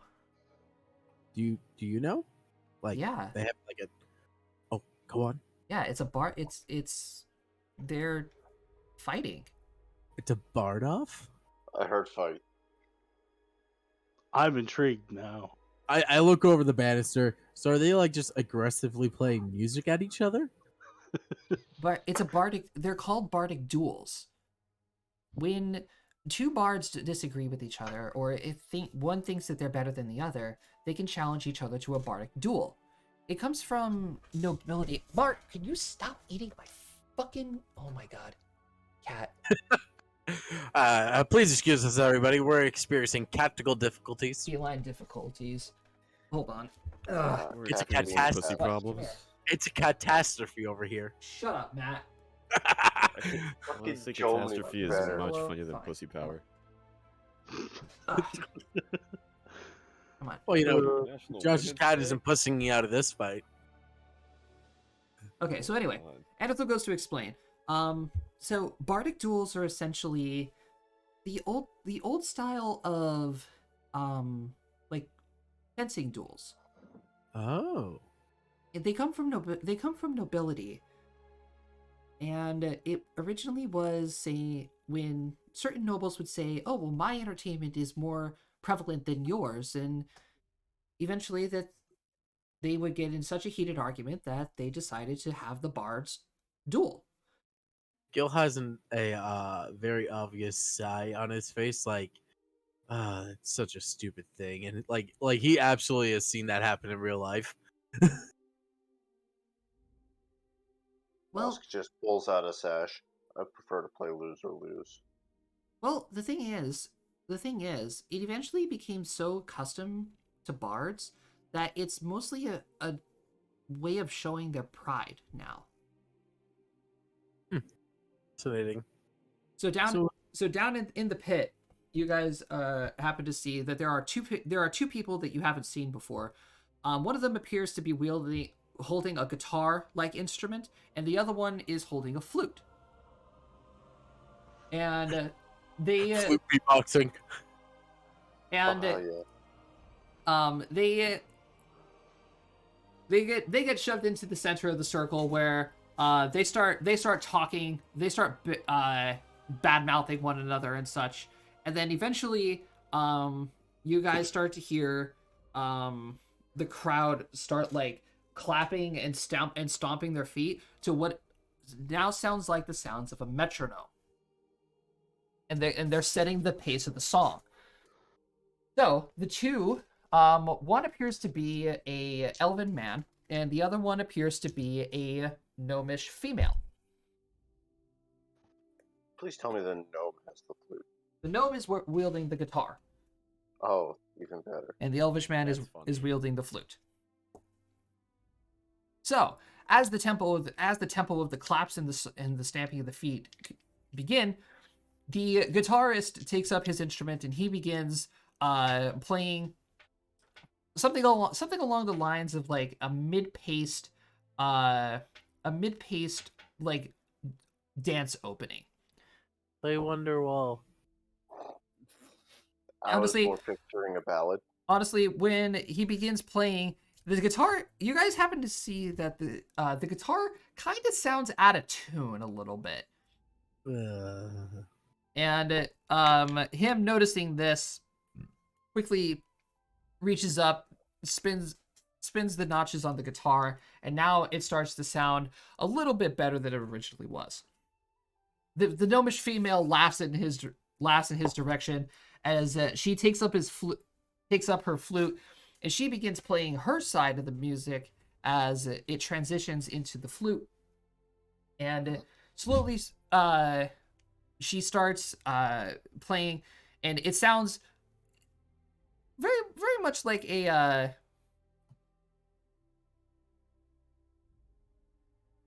I wouldn't necessarily say like the flute boxing. Mar, oh my god. All right, come on. Why am I'm just picturing the Irish jig That's in my my head. camera. Honestly. You gotta stop, bud. Come here. I am picturing Big Tenacious fat. D, Oh, that's a good one. God. where they're fighting the I devil. heard flute boxing, and my brain's just thinking Terry Crews. Yes. Wait, yes. Flute boxing makes us think of Terry Crews. what? Oh, Oh, his nightclub whistle rave. All right, so keeping up with the tempo and the style of music that the guitarist started, she fumbles with a couple of notes until eventually the guitarist kicks back in and he starts playing again. Once again, not really making a big impact on the crowd. You know, and though neither of them are very good. They look like they're kind of new though. Fair enough. It could just be a scuttle between the two of them. this is quite the most boring scuttle I've ever seen. Agreed. I've seen more action from caterpillars. I mean, us can always jump off the balcony and things will get truly interesting. I No. can definitely say that a bardic duel is Aw. much safer than the gunslinger duel. Or a sorcerer duel. So that just as Uh, just as Jean starts saying, "Oh, bardic duels appear to be, much better than sorcerer's duels," and then suddenly you hear the gnome flutist she like trills her flute a little bit, and then suddenly you see the guitarist like get pushed back a little bit as the flutist takes over her side of the song. Well, that's just not fair. Nope, It's bardic just- duels. You can use magic if you want.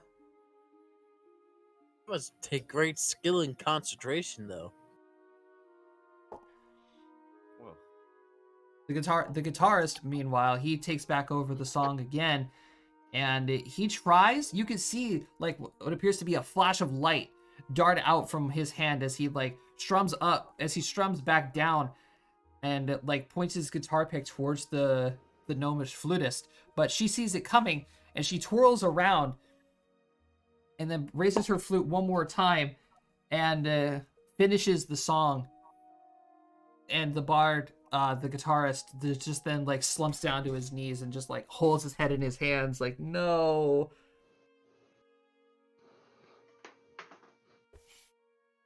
I kind of lean towards Anethil. So, how did he lose? It's mainly a test of skill. And well, if you use magic, then it's also tested on magical abilities. It's mostly just skill in playing. And as you probably heard, the guitarist, well, he didn't have his guitar tuned. And besides, he missed several notes and he was off key for several points. The flutist, however, she picked up around the middle of it, and, well, the magic just knocked him off guard. Fascinating. Well, Magic is a confusing thing. Gil takes notes. Of course he does. You know, days like this, I wish I had the ability to actually study here. Eh, it's really not all exciting as people say it is. No, but it's just an overall institution in which can rather expand knowledge is a good thing in my opinion. Because if you just focus on one thing, it can get stale and rigid. Right. Well, speaking from experience, that looks like You it's... beat me to it. Well, that looks like it's over. Come on. You, sir, have no room. Anathol's gonna usher you guys into the building and says, "Come on, we gotta go find a practice room." With how I thought noisy it you is liked here, I'm things surprised with- you have an area to practice in. I put money on Drax. It's just communal practice rooms that anyone can use. Well, mostly, yeah. There's a lot of empty classrooms and such that nobody really uses anymore.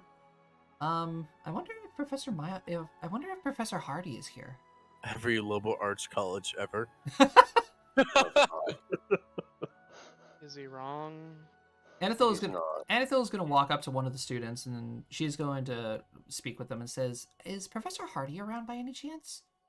The student's gonna nod and point off in the direction and the student's gonna say, "Yeah, he's just down the hall. Honestly, I think he was talking with fuck is their name? I think he was talking with Professor Terminus." Anathil's gonna like cock her head a little bit and says, "Professor Terminus, what is he doing here? Isn't the evocation class still going?" Dude's just gonna give her a shrug and says, "I don't know. Sorry." You can tell that we do not belong here because Anthel keeps mentioning professors, and none of us know who they are. Perhaps that's why we heard the explosion earlier. The professor isn't there to, to watch over the students. yeah. That would Listen, make listen. sense. You Teach can always us just to- invoke duplicity. Alright. Well, the student's gonna wish your Anathil a good day, walk past you guys, give you guys just a nod of acknowledgement. And I thought, actually, Josh, is there ska in this world? Is there what? There, obviously, Ska. there's ska. All you hear from all you hear from down the hallway is heavy metal mixed with saxophone and trumpet. There you go, ska. That's ska. Ah! All right, so a little bit further down the hall, following the students' guidance, you guys happen to see two individuals just talking in the hall. This gentleman, and then Oh, I thought we were going this to see the four from. I thought we were going to see the four from the cafeteria at some point. I don't think those four would approach us at this point. That guy looks dope as fuck. Yeah, with the cat. Hell Yeah. All right, place your bets. Whose music, whose evocation? It's pretty obvious, in my opinion. just a little bit. Go with the one with the cat's evocation. And the guy with the fucking conducting baton is the music. So these two individuals happen to see your group coming by. And, the well-dressed man is going to hold up his hand and says, "Ah, hello. Can we help you with something?"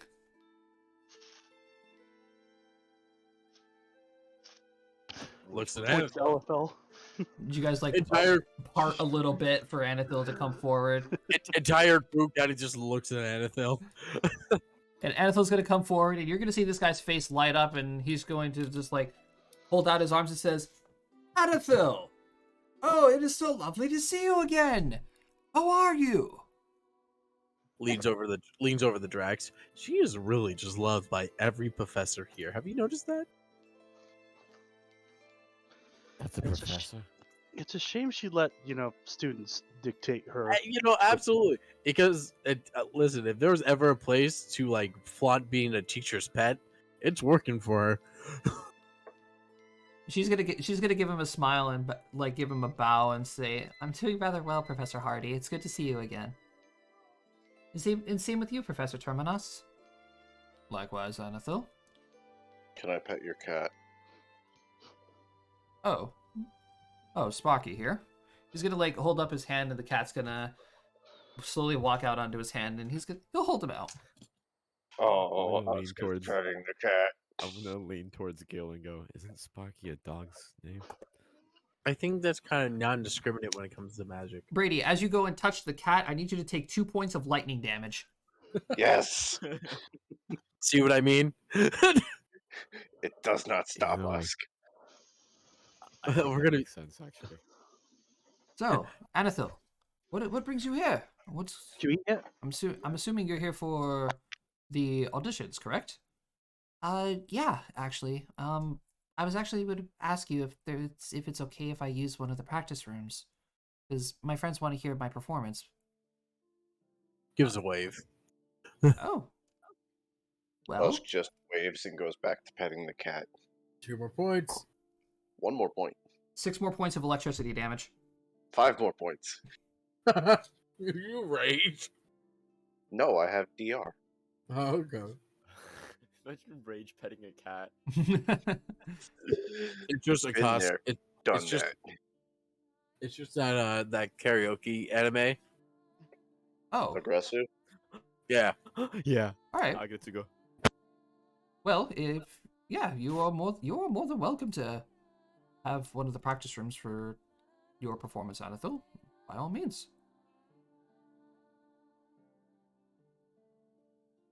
Right. Well, thank you, Professor. I'm sorry that we interrupted whatever you guys were talking about. Oh, no matter. It's just fine. Good luck on tomorrow's performance. Come now, us. Stop petting the cat before we have to drag you back. But cat, We can find you another cat to pet. All right. really Oh. shock me. All right, come on, Sparky. I mean, you ask it nicely, maybe. We You're don't in the want- right place. Professor Terminus is gonna take Sparky back and says, now, little girl, don't you be frying another person's fingers. Osk just looks at his hand. They're charred. It's perfectly okay. I mean, if you want to pet dangerous pussy, just go to We are in the the right. nightclub. All right. So, the professors then usher you guys on as they're going to turn and make their way deeper into the school. As Anathil brings you guys over to an empty, what kind of looks like an empty practice room. It's pretty big. You could probably fit, I would say, about 40 or so students in here. For what? 40 or so students in here. It has a like a sunken down floor to where there's like a music stand in the center of it, a couple of desks around it. There's bookshelves along the back and several musical instruments lining different shelves on the one side.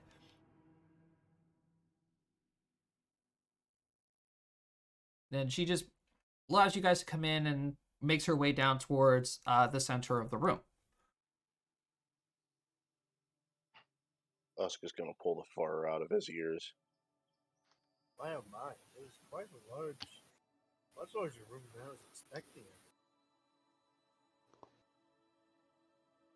Yeah, well, most of the rooms are designed to basically simulate performances. So they're designed like an amphitheater. Exactly. The general structure and the makeup of the room allows sound to travel at even distances and gives a good feeling for what's to come when you're actually in an amphitheater or a performance hall, like where the auditions are going to be held. Fair.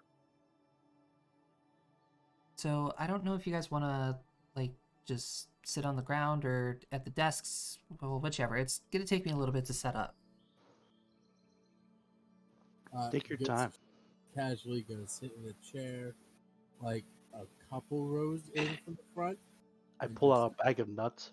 and Us is read. gonna push 3 desks together and lay on them. I'm gonna read the book about magical mechanism, magical prosthetic, basically. Is your mic okay, Matt? No, maybe. I've may just been me mumbling over my words. You're really quiet, dude. Am I? Yeah, Yeah, you're it's almost just you're almost quiet. on the quiet levels of Jomini. Why? I don't know. That's weird. There's also a lot of static. All right. Well, then give me a second to play around with it. Okay. All right. So as you guys are finding a comfortable chair to sit in, and while Anethil, you can see her. She takes out her violin. She reaches into her bag, pulls out a small box, opens it, and she pulls out what appears to be like a small yellow brick that's like about the size of your finger. And she starts like rubbing the brick along the strings of her violin, along her bow. You see her like fiddling with the bow, like turning notches on it and such. This is actual like violin maintenance, by the way. Yeah, she's tuning and rosining up her bow. Yep. Back with food. Anyways. We're And getting ready for the performance. yep. And Right. eventually Anethil brings up her violin, and she smiles at you guys and says, "All right, you ready?" Ready when you are. Okay, this is a song that I am going to be using for the performance. And yeah, I just really hope I can actually play it. 'Cause I'm not gonna lie, it's kind of hard.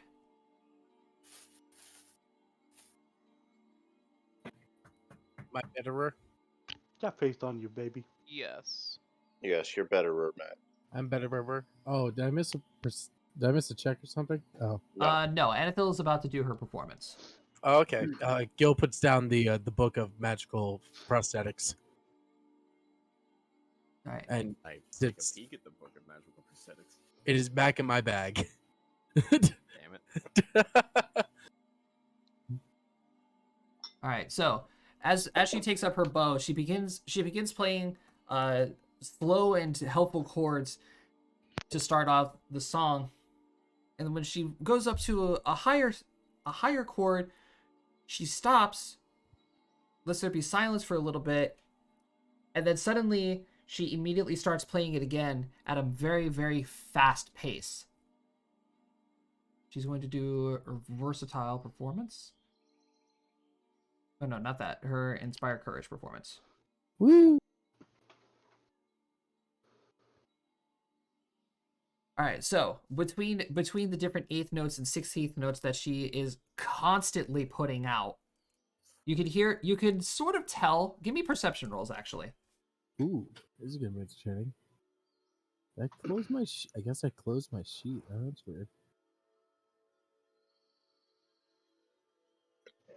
Well, Gil, Yeah. I mean, it makes sense that I have a good ear for music. The only thing Sailors. I can imagine while she's doing this is Lindsay Sterling playing. Oh, absolutely. same. All right, so Dave, you and Gil are actually, this really fits very well. You guys are kind of familiar with how music usually goes with different choir songs, and Gil, from your background, you guys do notice that the constant 16th notes that she's playing over and over and over again non-stop is very, very challenging, and she does fumble a couple of times over the different jumps from one to another. And then I need you guys to give me a second. Make me will saves. I knew that was coming. Josh, what kind of effect is this? This is a mind affecting. All right. Because, Fey ancestry, blah, blah, blah, blah, blah. So it's not sleep. No, it's not. All right.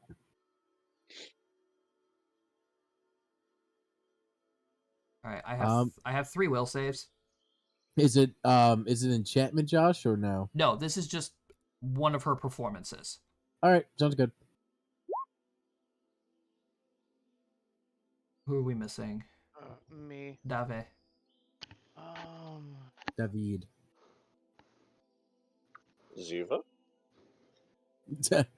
Listen, that was the last good season. Agreed. Just one moment. Okay. So the DC is going to be None of us pass. Oh, except for Cody, maybe. And Dave. Oh, yeah, and Dave. DC is going to be 15. Yep. Yeah, we're fucked. So as she changes into the fascinated bardic performance, which makes those of you who have failed the will save to hyper focus on Anethil specifically.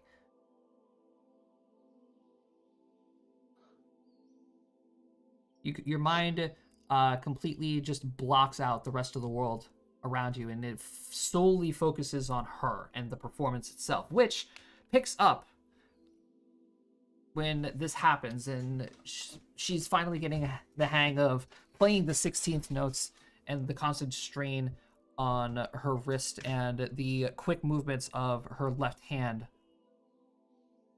And then finally, as she goes to conclude the song, I will go ahead and roll one more performance of Fascinate. You can see that she's finally like getting used to the performance of it. She's like swaying with the violin and making a good performance out of it, and eventually finishing in a grand crescendo into the final upper. I believe it's a D minor chord. So, Josh, that would fall. I think it would fall underneath enchantment what you're doing because you're charming, right, or compulsion. Let's see here. Fascinate. Yes, it is an enchantment, So compulsion, mind affecting ability. I tied the save then. Okay. I can't remember what that does. John, having no experience with bardic magic, is like, is this what love is like? Oh, What God, about here we go love? again. Do you falling in love with DM character? The DM's character. To be fair, You gotta finish that statement? You gotta finish that one first, job. I had to think about it before actually saying. Because I like to put out, I don't think Opal and Noxus would have fighting like actually made a thing if William wasn't being the fucking wingman of the century. Probably. So eventually Anethil would have finished her performance. You can see that she's like she's a little winded from it, as the song, as soon as you guys hear the actual song, it's very, very rough. It is difficult. I give a very polite like golf clap applaud. That was a remarkable performance. I am cheering way too much. The percussion and the legato within your and staccato in your notes was put in such a lovely rhythmic fashion that it was almost encapsulating. John is just awestruck. He's just mouth half open, eyes just Pretty wide, holy music shit. sound good. Husk is just laying there, like, paint me one of your French girls, just looking at her. I so saw that coming. Rose would be a bit more elegant in her words, but not as flamboyant in articulation as Gil. I use actual musical terms. Bite me. You guys think it's good enough? I believe so. It definitely shows your mastery and skill over the violin. It's definitely Certainly something does. I could never do. But I would suggest keep practicing. Not that you Practice need does to make perfect, practice, but but still, there's no harm within doing it. Even the greatest masters still practice. Quite. other Alright. than that, you blew us all away. Agreed. I just hope I'm gonna. I just hope it's enough. I've been working on that song for well over a year and a half now. Well, it shows. I'm gonna look at John and like snap my fingers in front of his face. Yes, very good performance. Very Who wonderful. who produced that performance? Was it personal work or? All bardic magic has to be of personal work. Okay, I wasn't aware of that. That's why I asked. So, Anethel, may I inquire something? Sure. What's the emotion behind the piece? Well, Fascinate. it's more or less determination. Ooh, good, good. Because I feel like it's definitely because in all music, it's one of those things where it's the second there's emotion behind the piece, it hits harder. From the most humble choir dirges to the most robust tavern song. Well, I through after I left the school, traveling around and such, and listening to the different performances of bards and such, I come to realize that sometimes most bardic magic can come from anywhere. Music has such a wide range of culture from all over the world. And here I always thought that it was just like slow waltzes and, boring two steps. Mm. Don't forget about uh, don't forget about the lovely syncopations of a ballroom. Well, that's what I Us originally just thought it was. But then traveling around, then, the different taverns, you have all the upbeat music and the dance music. When we were on the airships, I heard some of the sailors and such singing different songs. Yes, but those probably aren't best for children to hear. Well, true, but still different. Oh no, absolutely, I will not disagree with that. Still different. But I don't know. There's probably still my specialty is probably going to be along the lines of like slower, more calming. Hmm. Well, if I may make a humble suggestion, not as a bard, but as a lover of music, try to really go for those emotions in your pieces. It will probably bring out the magical essence within it better. Because if you put things like the humble shifting of the ocean of the rustling of the leaves to music, those are probably some of the most calming sounds anyone can think of. he makes a good point. The music of nature is a very calming thing. Well, I would like to say this. That she probably already learned all that in school, guys. You gotta actually, realize she's well learned. actually, my mom is the one who taught me all about like songs of nature and such like that. Well, take that, Farouk School of Magic. Even better. And I did a preference with the preference with the. You probably already know this basically. Mm-hmm. Hmm. I still appreciate it though. I can do one more song that's Ooh, more kind of like my style. I would love to hear Absolutely. this Please do. because Josh, have have any of us perchance ever been around for the Luminaire Festival before? The Luminar, whatever it's called, Lumina. Lumina. Illumina. I would have worked through it. Yeah, maybe track. I would have worked through it. Gil, you would have heard about it. Yeah, but I've never been present for it. Yeah, same with Scarlet and Usk. You guys have heard about it. Jean, you I'm a country boy. Nice, Drag made it perfect. So I'm gonna look over at Jack. What kind of music would you say is normally at the festival? I haven't attended the festival, Yes, but unfortunately. I usually you work may there. not attend the festival, but you can still hear the sounds of it. Mm, do I know the type of music they play? it's all different types of varieties. There you go. It's usually the Limited Festival is like all sorts of different varieties of music, except for the one grand performance that is usually um dealer's choice. All right. Mm. Well So then, it's like the Aldepon Music Fest. Fucking hell. it's best to really find your niche, I guess, and play into that from the sounds of things. Oh, absolutely. All right, so Some of let's my see. favorite performances are ska. Let me see. Is what that weird band with like the multiple instruments and the one with the reed? It's usually like brass and heavier music. I Let's prefer a see. shanty. All right. How do you weigh music? Very easily. A whole note weighs more than a half note.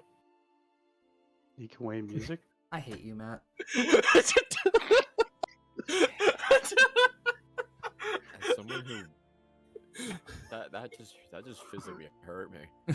Listen, I also studied music for a while too, Job, and goddamn, it was just too much of an opportunity to pass up. I hate you, Matt. A lot So of people do. Anethil just stands there. She's like thinking to herself, like, let's see, what song am I gonna play?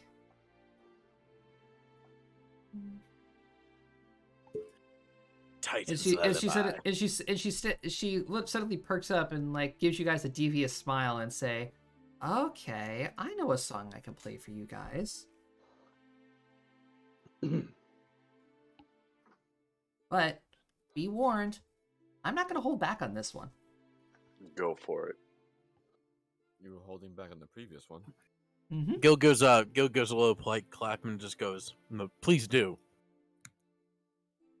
All right, so she's going to take up her instrument once again, and then she's going to play something among a much slower pace. It's calm, it's soothing. This It is makes gonna you- be the sleep spell. Makes you guys it makes you guys feel like very comfortable and at home. Gil is vibing. All right, so Buster's just staring out a window. Jean's gonna pull out a little bag with the logo of the Druid School on it. at the sound at the sounds Ooh, at the pass sound that of the here. music, at the sound of the music playing in the background, I need everybody to make will saves. Is this a sleep? It is. To make a what? We'll see. This He's is gonna let it, the cantrip Lullaby. he's gonna let it happen. So if it's sleep, I'm immune. Oh, I got one. It's John- not John's it's gonna- not sleep. Okay. I believe What- it's what- just any mind It is altering not. effect. It is not sleep. It is the predecessor of sleep. So it's a magical sleep effect? No, it doesn't make you No. fall asleep.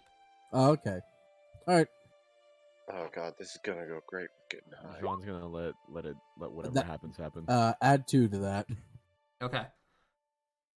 Who am I missing here? Oh, Sean is just gonna let it happen. Yep. Okay, so Sean and Oscar just passing something back and forth. so those of you who fail the 14 DC, Oh, you guys start to feel drowsy and inattentive.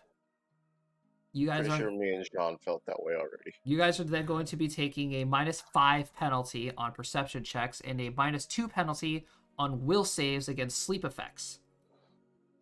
While the Minus lullaby 5 is in numbers. while the lullaby is active.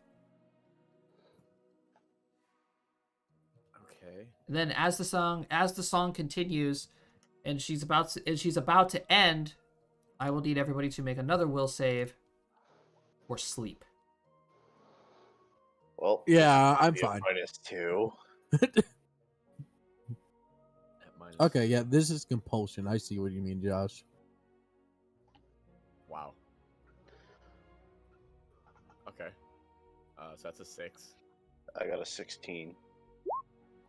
16. Then I'm gonna use her actual performance. Wow. Yo, fucked. I'm fine. So the performance role was to see how she performs this song, and well, she How well fucking she plays. she fucking nails it. Jean, Rose, Just and everyone except for Gil. no, Jean, Usk, and Gil. Wait, no, Brady, Usk that's at is a out. -2. Let's see. You still pass anyway.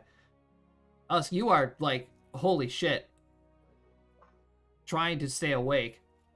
Gil, you're perfectly fine. Everybody else, I'm completely fine. everybody else, you guys are out. I have a 16 as well. Is that at the -2? Yeah. Oh, then you're fine. -2 Me makes and it- Cody rolled the same. Yeah, then like you're the same way. You were just like sitting there, head on your hand, listening to the song, and then all of a sudden you like jerk yourself awake. You're just like, holy fuck, what the hell? Gil Usk is is just half completely asleep. attentive. Usk is just Jean there is- smoking. He's drawing his face Slightly down, falling ass over. up on the floor. And then all of a sudden Rose you just hear the falls thud. asleep. You just hear the thud of Jean hitting the ground asleep, and Rose puts her head down on the desk, and she is also asleep. Gil looks at John. Oh, this I is was- laced with sleep effects, isn't it? I was sitting right next to Jean, passing back and forth what he got from the druid school. Yeah, and then he just conquers out. just Sword for giggles. me. Hey, Gil's watching as even Drac and Usk are trying to stay awake. How long does this sleep effect last? Till you're woken up. Oh, great. Basically, yeah. Yeah, pretty much. So I'm And- at the behest of every other asshole here. Got it. Yep. Hey, how do you feel about Technically ink on your face? Technically speaking, taking damage would have woke you up. Yeah, but he's not high enough to get fall damage. So then it, Depends on what kind of high we're talking about. I was about to say. I was thinking that. so then again, Anathil finishes her song, and she just Gil looks. gives- She looks amongst everybody who's actually still awake. Gil gives a very polite clap that very shows he's been awake the whole time. Oh, I accidentally misclicked. I thought Sorry. you were trying to hide the fact that you were falling asleep. Now, Anathil, that's quite rude to try to put everyone to sleep. I kind of figured you would be awake. Whoa, You what a see sh- us just falling over. Well, Anathil is a Shoots half back elf. up. Well, Anathil is a half elf. You're well aware that we are not very susceptible to sleeping magics. I know elves are. But still, that was a beautiful, beautiful. It really reminded me of the dirges of the Myro court. It was definitely a lovely piece. Agreed. I'm surprised you're not playing that. Well, She needs the audience. She needs the audience to stay awake to appreciate it. yeah, kinda. I mean, I did lace it with bardic magic, but you know, No one I would- kind of need the judges to be awake. Not the only thing that was laced fucking clearly. Gil's going to pinch Jean got hit by a John's wombo cheek. combo. So Jean, Oh, you then awaken as you gain your consciousness back, and Gil's like pinching your cheeks like an old grandma. Now, wake up! You fell asleep. He's gonna spring up into a half standing stance, fall over a little bit, and stand back up, and then kind of hold himself up with his rifle. That was a great song. Good morning, Let's- Sleeping Beauty. My Noctis came out. Husk is just gonna look at him. You want some more of this? I think I'll be good for now, actually. Drac, do you mind getting Rose? I mean Scarlet. Yeah. Okay. I full on smack her in the back of the Uh, head. and Yo, wake up. Dave, you're awake. I like how you were so Uh. gentle with the gunslinger, but then like just smacked the healer on the back of the head. Well, I am a gentleman. Oh, be glad Usk didn't wake you up. You'd have gotten the What? full force of a greatsword dropped on you. What What's- happened? So that piece was now. Sleeping magic. Antho, may I inquire what was the inspiration for that piece? That was a I'm gonna lullaby. take a guess and say sleep. That was a lullaby my mom used to sing to me all the time. Ah,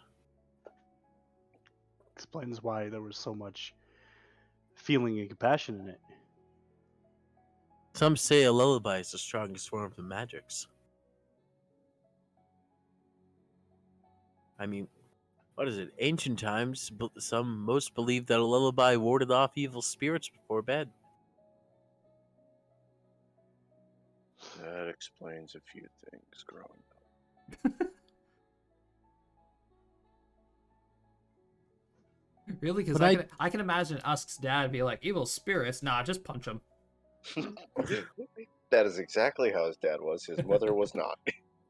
But still, Anethel, I do believe you are eschewing. I mean, I don't know how those other pricks play, but you have, I feel, a much stronger connection to your music due to the raw emotion you put into it, and not just the enhanced the intensive need to pride on talent. You have another thing that those students do not have, and that is experience of the world. That is very true, Drac, as we learned last evening. Yeah, you guys are right. Don't get cocky now, though. Oh, yes. no, of course not. And if you are gonna get cocky, just get the right amount. There's a right amount of cocky. There's always a right amount of cocky. There's always a right amount of cocky. I will love to find this right amount of cocky. Of course you Not would, that Gil. kind of You're- cocky. I was waiting for it. I was really waiting for someone to catch on there. At some point, if you say cocky enough times, it stops sounding like the word cocky, and it just sounds like cocky. And it anyways. All right. Gil gives a very, very boisterous chuckle. All right. So after Anethel is done giving you a small demonstration of her magic and her music, you guys are free to roam the school for the rest of the evening and tomorrow morning. Usk is gonna try and find the druids while he's high off his ass. I'm also gonna go back to the druids just to kind of inquire more about what the kush? fuck I took. Do I want to go back to the library, or because I can't really study or pick the professor's brains while I'm here? I'm not a student.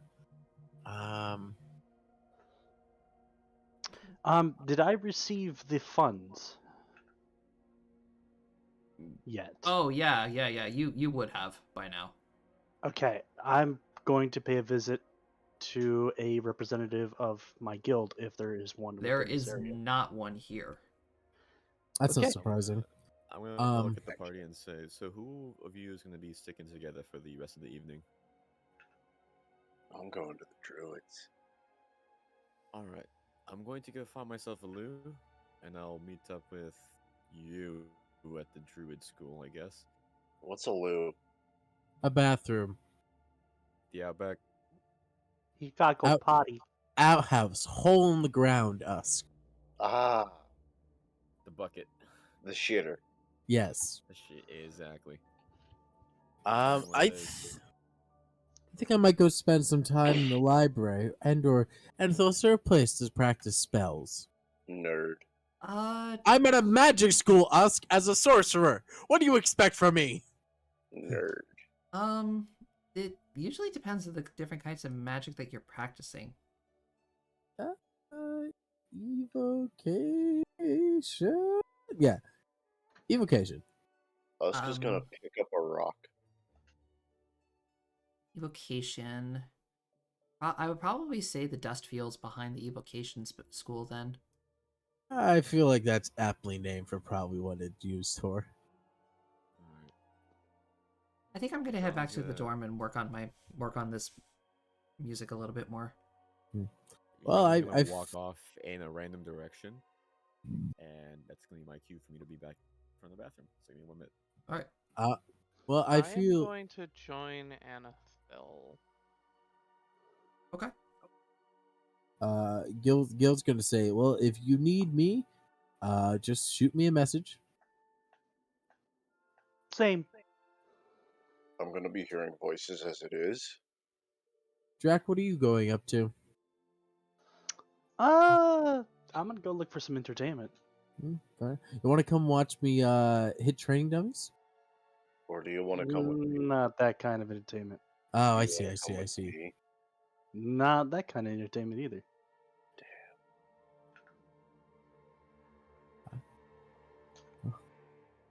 All right. All right. So everybody goes on out and enjoys the rest of their night. Gonna practice my new spell. I'm gonna get some good kush. Can't be good kush. We're at the dollar store. All right. So yeah, Brady, you have a wild night of entertainment with the druids. Eventually Jomini does catch up with you.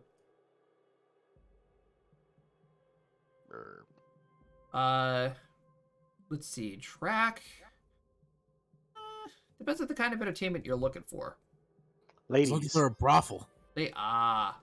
Not quite a brothel, but still looking to have some fun with some Ye ladies. old strip club. Give me More like a bar. give me a charisma roll. A charisma. Oh boy. I don't know what my charisma is. I should have gone clubbing with Drac and being his wingman. The gay best friend. Listen, he's a quick. I really should have gone with Drac. They really don't like the shady nature of me. No, you're just hanging around at like the bar that you guys were at the night before, and like you try approaching a couple of people, and they're just like, yeah, I'm good, bud. Oh, it's me fucking around. I still got better than you when I rolled a 1. You know, typically what Drax is looking for happens when people are high. As for the two ladies, Dave, Anathel, kind of confused why you went with her. Because she tells you that she's mostly just going to be sitting at a desk, just like fine tuning the music. That's perfectly fine by me. I don't really have much of anything else to do, and besides,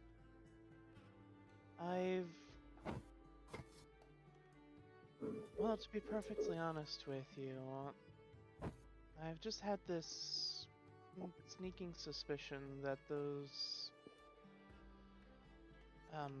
ex-classmates of yours might still try to get up to no good. I appreciate the concern. Just remember, before the performance, to make sure that you have all of your equipment in tow with you, and Don't worry, That we're gonna be insane. sending the best roadie with you. Ask.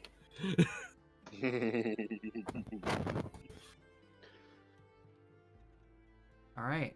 And then all throughout the night, you guys get a good night rest. Brady and Jomini, if he's here yet. Jomini, are you here? Not yet. Not yet. Brady, give me a D100 roll. How exhausted are you? Let's see where I end up. Where do I pass out? In a tree. You actually hold yourself pretty well. It's almost like he's done this before. Yeah, you actually managed to hold yourself out pretty well. Druids have a decent time with you. You make it out, and you just pass out like upside down in a tree or some shit. So nothing new for us. Yeah, nothing new for us. Looks like a damn bat. Yeah, Matt, your time in the training grounds. you're sort of getting the hang of your new spells. It still feels a little weird, kind of like a new shirt. Yeah, it's like, oh, I gotta use my throat a bit more, get a higher pitch, and I can use the sides of my mouth to curve the scream. Context. I said curve the scream. that it still sounds lewd. I can't help it. Because it Because is. it's coming out of Matt's mouth. Mm. All right. So the next morning, you guys wake up, make your way down to the tavern for breakfast. The entire school is now bustling with energy, and everybody is excited for the auditions that are happening later on in the day. Gil is eating a mango. Due to the circumstances of the school, they have to prepare the halls and everything, make sure everything is ready for it. Classes were indeed canceled for the day. So the taverns and the school grounds are more busy than usual, as some students are taking advantage of the day off, getting outside, touching grass, and making sure that their mental stability is still there. Mental stability. Like they had to begin with. Mental stability. All right. Never So heard of this before.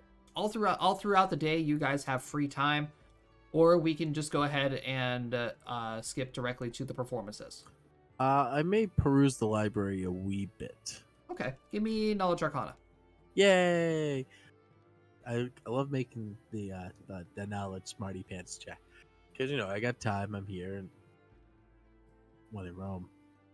It was the Romans. Ah, fuck. Oh, That's 2 nat ones in a row. ooh, give me a luck roll. Okay. Yeah. What the fuck? Matt! God damn, dude. I'm refreshing Fuck your roll day. 20. Oh my god! I'm refreshing roll 20. So Matt, you make your way back into the library. You kind of know your way around now. The librarian just like eyes at you, says, "Okay, I know you. Go ahead." How many blue-skinned elves have you seen lately? And then like you go to check out more bookshelves in the library, and you see, not really much is here.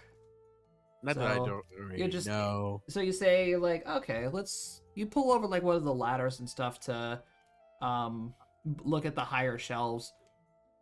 And then suddenly you see a book that you find a lot of interest in. You're just like, "Ooh, this looks pretty cool." And then you open it up, and then suddenly you feel a gust of wind hit you in the face as you go to like grab the ladder to steady yourself. But so you'd realize that was a horrible mistake as you pull the ladder with you and you go crashing into the bookcase behind you.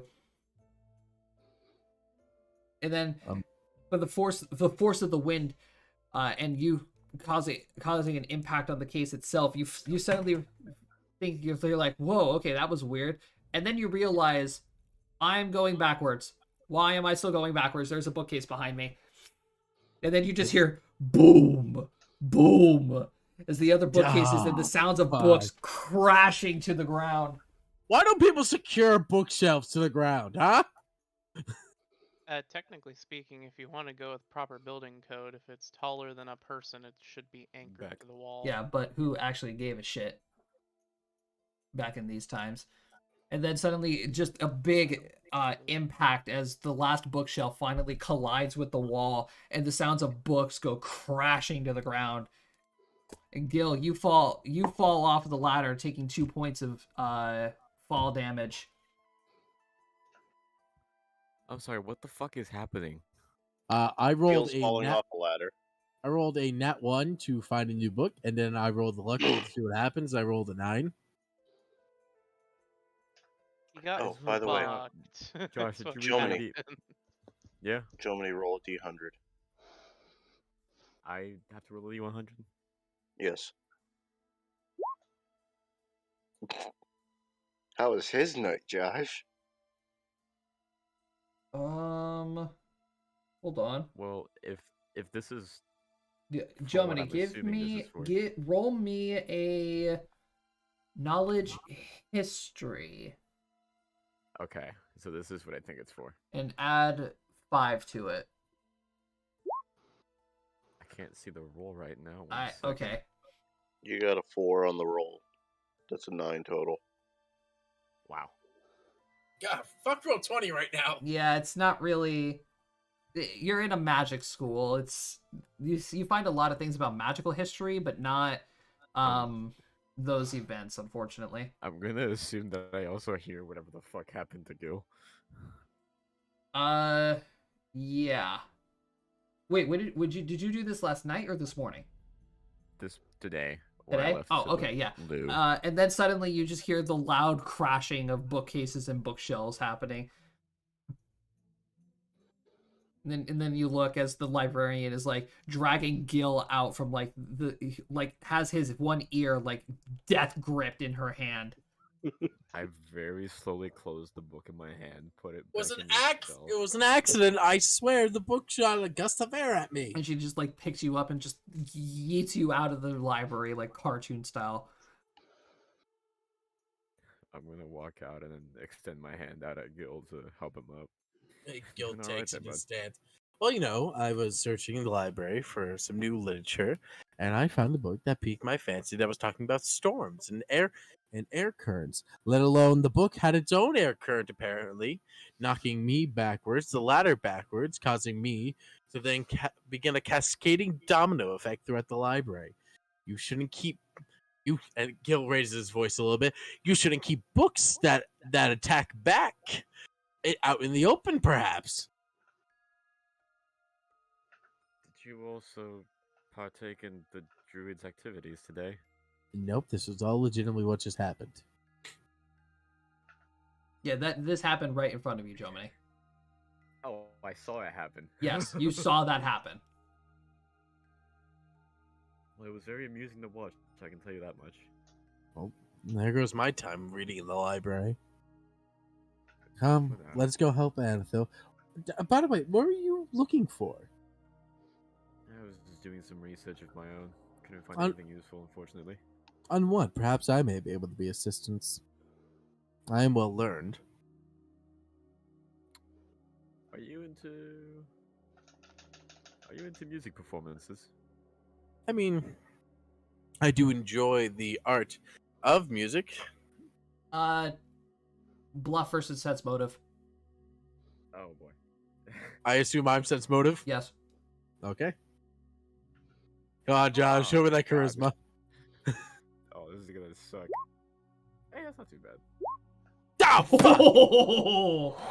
Oh, that was close. Dude, that was way too close. I love it when they're that close. Yep. You into music? I mean, Do you like jazz? You like jazz? let me see Yes. here.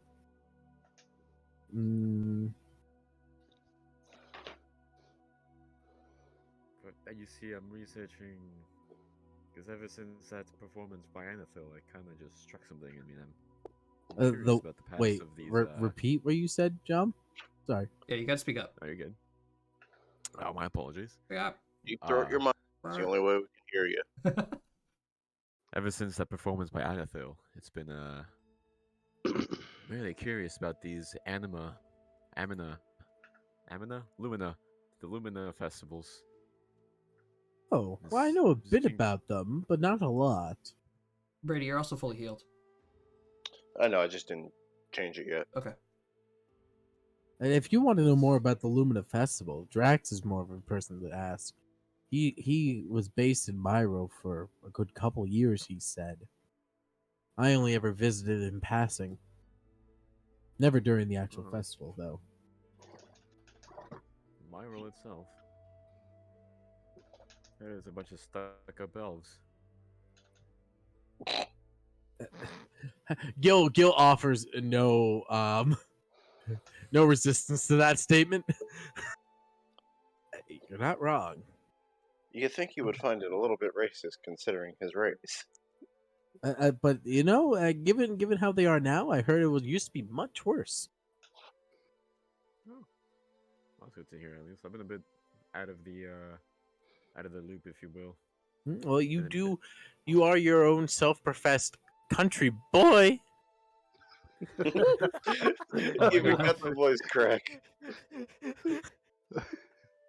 Gil gives you a small chuckle. You know, you do get the benefits of knowing nothing when you're from the country. Oh, yes.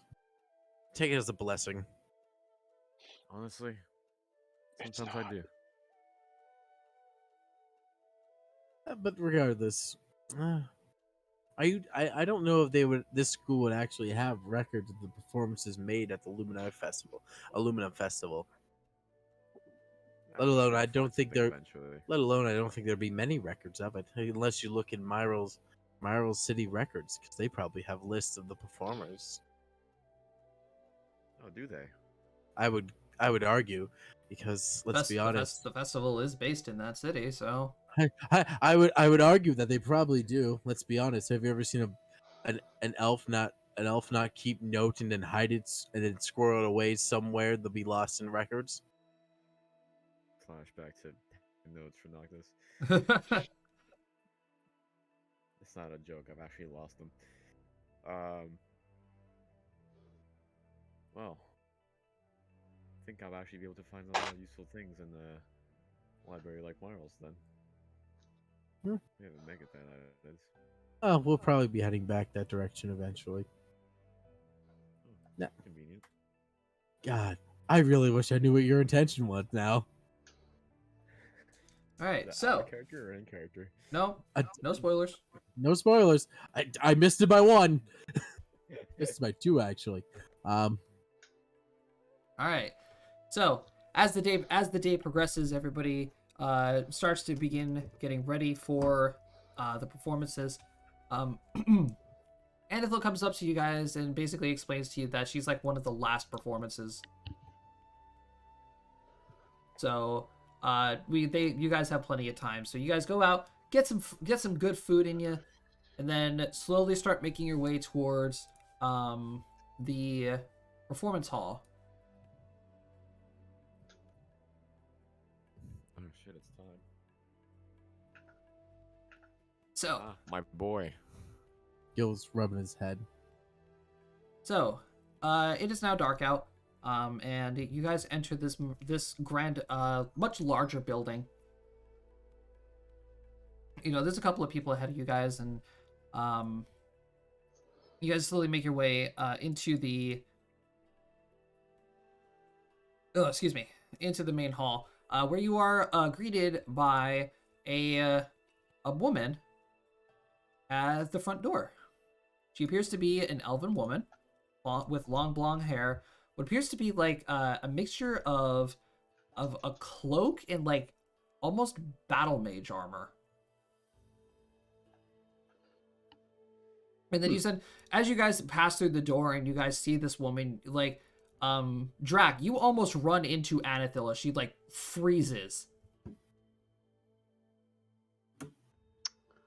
You the Scooby Doo pile up. Bup, bup, bup, bup. Yeah. This woman is busy writing things down on like a little pedestal that's like in front of her. So are we doing the Scooby Doo pile up? Yes. Answer's yes. Answer's always Pretty yes. much, yeah. Uh, What's the matter? Um, who is on the top of this pile up? Anethel. It was like kind of like a slinky, I think. Like Anethil Drac. I would then go. Yeah, Gil. Rose. Scarlet, yeah. I feel bad for Gil. Gil. Sean just so managed to just so swiftly dodge Oh out of the fuck, way. yeah, Jean. I don't have you on here. What the hell? Is John still like walking in the door? So, Gil, how do you feel about having 276 pounds forcibly pressed into your back? How do you Yes. like the color purple? Oh my god.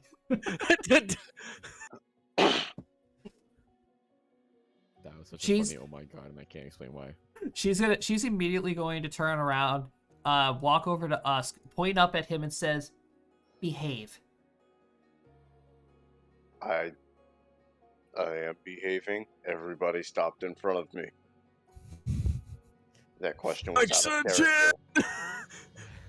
Air! So you guys are gonna slowly make your way forward. Anathel's gonna step forward and allow you guys to like funnel in. The woman's gonna look up and give you guys a welcoming smile and says, "Hello, Good day. Miss Arizona. Good to see you again. Guessing that your travels have been rather successful, seeing that you have a bunch of new friends." She's gonna give her a nod and say, "That's correct. Thank you. I honestly wasn't expecting to see you here, headmistress." Anathil, I believe inductions are needed to be made. Right. Everybody, this is headmistress Nisivin Rexun. She's the Oh. one who runs the school. Oh my. Quite a pleasure. Gil Oceanus. It's a pleasure to meet you all. I'm guessing that you're all Anathil's traveling party? Yes. That Yes. would be correct. A lovely menagerie of individuals. Oh. As long as you're all with her, then there's not going to be any problems. Anathil, you want to head through the main door, go down the stairs to the left, and follow up. You'll be led backstage. Gil's eternal screaming intensifies. You're gonna be performing directly after Crystal. Oh, great. Bitch. As for the rest of you, you can go ahead and find seats amongst the crowd. Charmed. Thank you. I was so How's expecting your weapons travel. policy? What did you say, John? How's your How's the weapons policy? policy? I am kind of open carrying a big. We're ass. all strapped. Yeah, we all strapped. None of us have let go of our weapons since we've gotten here. I would be more than happy to take your weapons. They're going to be stored in the room right to my left. Gil heads over the trident.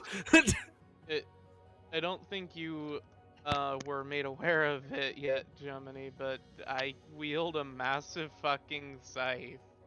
I wield a greatsword that is almost as tall as I am. We don't go anywhere without these things, typically. So how much weapons is Drax emptying from his pockets? Drax? Only He's the only ones putting down that the are meteor visible. hammer. He's only putting down the meteor hammer. He doesn't have a secondary weapon yet. My brain's just like going like, all right, here's the meteor hammer, the hatchet, the dagger, the boot dagger, the back dagger, the mace.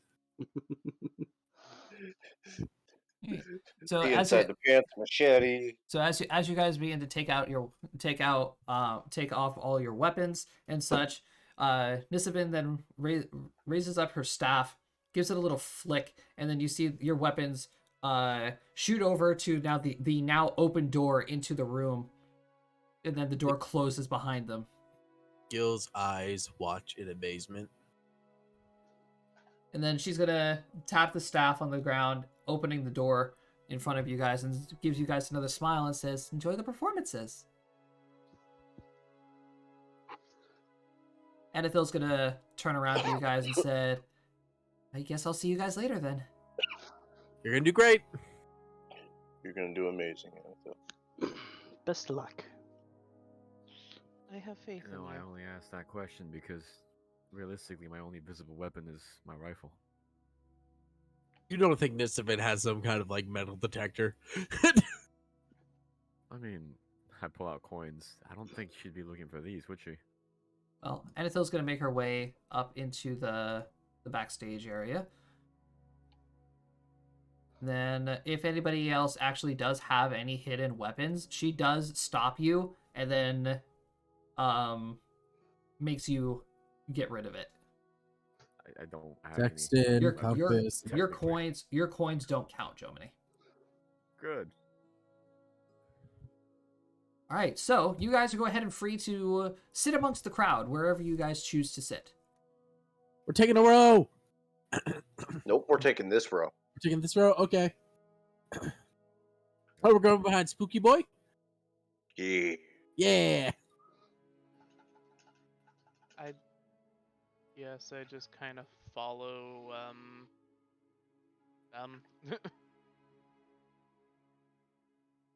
Oh my god, can you believe we just met Nisavin, the headmistress of Baroque?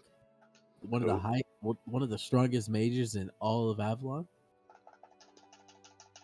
I've had. Cody is currently fighting something, so I'm surprisingly. going to move him over here. You can hear it. Yeah, I Damn. can hear Yeah. it. Aggressive He out clicking. here. He's Right. fighting his demons. Alright, and He's eventually Nisavin is going to make her way up to here. And so as you guys walk in, there is already a performance going on. Very politely and cordially, I walk in quietly. Usk just walks in. He typically doesn't make a lot of noise walking, Typically. unless Right. he's raging. Yeah, as you guys are walking in, you guys can see some certain people that you have already met. You see Gorwin having a seat over here. There is the evocation professor right here. The technomancer and the celestial teachers are sitting here talking amongst each other quietly, of course. You see the bartender. He actually has a front row seat, and he is vibing at this. That man's my hero. You see the necromancy professor in front of you. He is, of course, sitting there crossed-legged, arms crossed, stone bitch face, as he's watching this intently. And down in the orchestra pit, you guys can see Typhel actually sitting at a piano accompanying the performers. I'm gonna look down the line at John. You didn't mention he could play the piano. I didn't think it was important, really. Yeah, you didn't know either. That was a straight up bluff. I had no idea. I want to roll sense motive on that bluff. I want redemption for this. I'll join in that just for the shits and giggles. I Oof. mean, Oh, Gil. I'm so low. my God. Oh my God. Jomini is My becoming a lying is- very good liar. your sense motives are just about shittier than my lying. That's funny. They really are. Well, this is what I I'm at get a for having the minus. lonely feet. I have a -1, dude. Yeah, and I have a plus. I gotta put more. I gotta put points in my sense motive so I can beat you. I have a +1. All right. So as the performers close out their songs, the bardic professor comes out on stage, using magic, kind of like Dumbledore from Yeah. the kind of like how Wizard Dumbledore games. uses his wand to amplify his voice. It's similar to that. He announces a couple of more players come out. You guys see Garen actually step out on stage, and he gives his performance. Wow, he actually does really well. I begrudgingly applaud. Stone face, crossed arms. He eventually makes his way out into the back of the crowd so he can just watch everything. The bardic professor, I trip him on his way out. nah,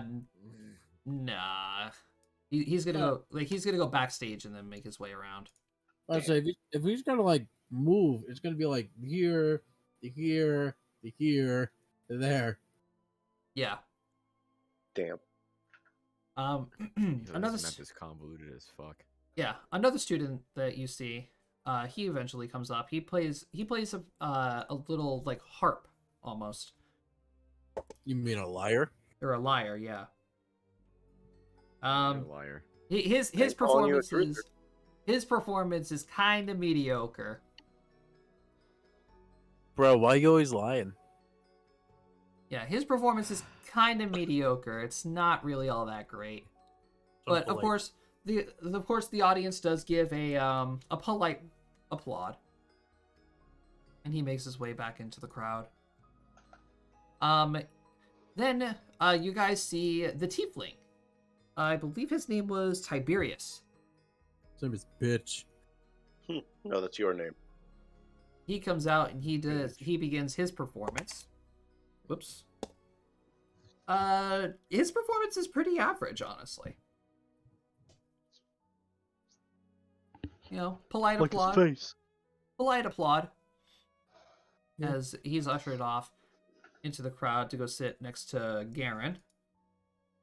Then the professor comes out and he announces, now, ladies and gentlemen, next on our performances is Crystal Marie. And she has a special accompaniment as he runs down to Typhel and hands him the scroll.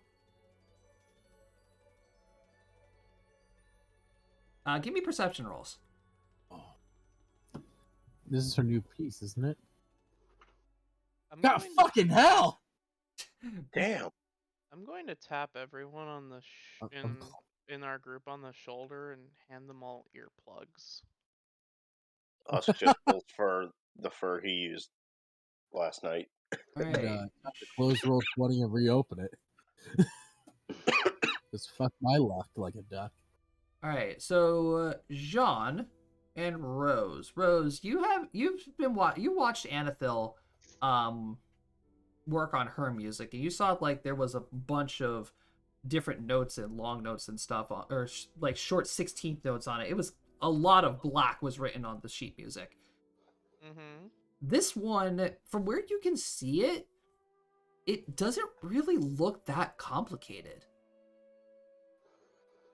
Unfortunately, from where you're sitting, you can't really make out the title of it. But it appears to have like a whole bunch of like a lot longer notes. It kind of looks like a melody.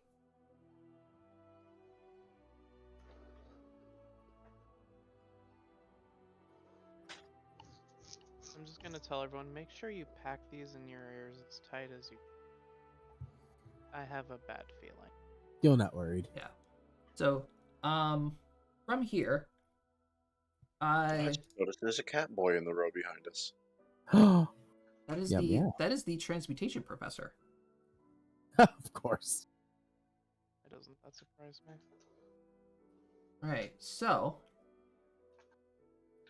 Typhel looks over the sheet music a little bit, and he just like nods his head a little, right, and then he prepares himself, and then he awaits for Crystal to begin to perform. As she like waves her flute, and then she slowly begins performing the song. What literally the only good music I can actually come up with this would be Lugia's song from Hell yeah. Pokemon 2000. That's a good song though. It is. Like It this is really like is. the only best song I can depict from this performance. So as she begins playing this song, Gil, Hi. you immediately recognize this song. Oh no. This is what is referred to as the Song of the Sea. Song of the what? The Song of the Sea. Oh. This song is sacred to the merfolk. And This is a siren song. it is a siren song, but it is basically considered a relic to the merfolk. And if performed wrongly, will result in death. A Gil immediately has a face of fucking panic. As soon as she starts performing it, you have never heard this song before, but you I heard know. legends of it. Yeah, of course I know of it. Not even first from being a sailor. And the thing about it is, it confuses you because you're like, wait a minute, how does she know this song? Let alone, how does she get her hands on it? How does she have it? It's close to impossible. And as the What is it? piano kicks in, and Typhel is playing along with her, he's playing it exactly as flawlessly as she is. Gil is amazed, stupefied, and horrified at the same time. Can we see the expression on Gil's face? I'm sitting right next to him. Yeah, if you want to. Yeah, I'm just gonna walk over. Just kind of fear and shock. Lusk is just gonna Josh, tap him. do I know this from being a sailor or from? You know this because of legends of being a sailor. Okay, This I song, wasn't sure. this song is legendary. I wasn't sure if it was from being a sailor or from my race. No, it's from being a sailor. Okay. Lusk is gonna tap him. Well, Gil, you know this song?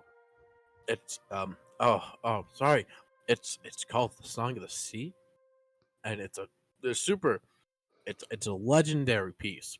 No one's known where it's been. It's only spoken in fable, and it's said if played correctly, it's one of the most memorizing pieces ever. But even if a single note is off, it kills anyone listening. Anyone playing it. Anyone playing it, my bad. I got it backwards. It's a super, super dangerous piece. Let alone, where did she find it? It's been lost for over centuries, to my knowledge. Did I not tell you that I had the idea that she was up to something? Yeah, but something doesn't equate to literally finding and playing a legendary piece of music. That is, I went out and found the lost scroll of the Siren song, basically. I copied it from memory. How would you? That's impossible. Nothing is impossible in this world, Gil. Yes, but no one even knows what this sounds like. It's only spoken in fable.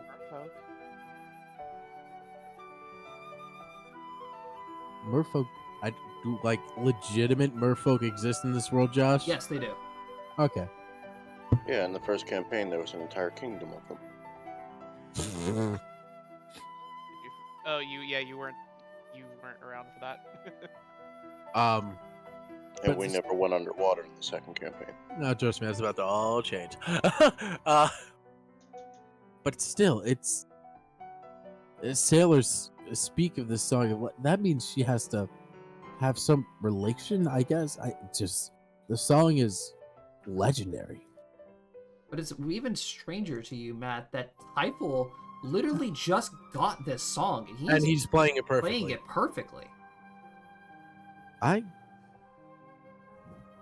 How on earth is This- Gil is just this- like baffled. This is probably a mistake, and I've done it a million times before, but Check magic? Oh, yeah. focusing mainly on Typhoon. Hell yeah. Oh, yeah. He's magic. You sense that Typhel is incredibly magical. You would have known this in the past. Well, yeah, And but is he using? Is what I'm trying to No. look for right now. no. No. Just got that music. How on earth is he playing it so flawlessly? So eventually, as after the concerto of the peak of the song, it slowly dies down to the slow ending of the flute, as the crowd immediately erupts into a heavy applause, as 99% of the people have no idea what this song is. But from what just happened, it was perfect. Gil is slack jawed and just flabbergasted. Didn't they say she was composing a piece? He found a legendary piece of music. So after Crystal Does gives the song have to be composed entirely of one's own? I don't know the rules. after she gives her bow, she proudly walks off a stage and then goes to the back and joins her friends. And the bard teacher comes out now and he says, wow, very well done. Very well done. So there has been a slight change in the order of performances. So we are going to temporarily bypass one of our performances as we get ready for the next one. And he ushers out the next performer. And you guys look down at the flyers that Nisovin gave you. Anathil was supposed to be playing next. Drac, go find her. I'm going off as well. People who can sneak, go find her. I'm I got you. well. I actually if you're want to gonna- speak with Not you, John. I will stay in my one chair. of the No offense, John. You don't staff know her that well yet. members. All right, so who is going? I'll go. I will be leaving the auditorium as well. All right, so just Drac and Rosalie. I believe that is correct. All right, you guys very politely make your way out. Can't all get up. It'll look weird. Fair. Then remembering what Nisovin was saying, that you guys that backstage is to the left. You guys slowly make your way down the stairs into the backstage area, and making your way up to where you guys can see Anathil is just up against the wall, like head down in her knees, and her violin is carefully resting up against the wall.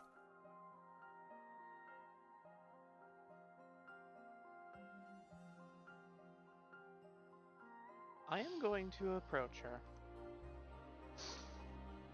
I will as well. Like alongside you.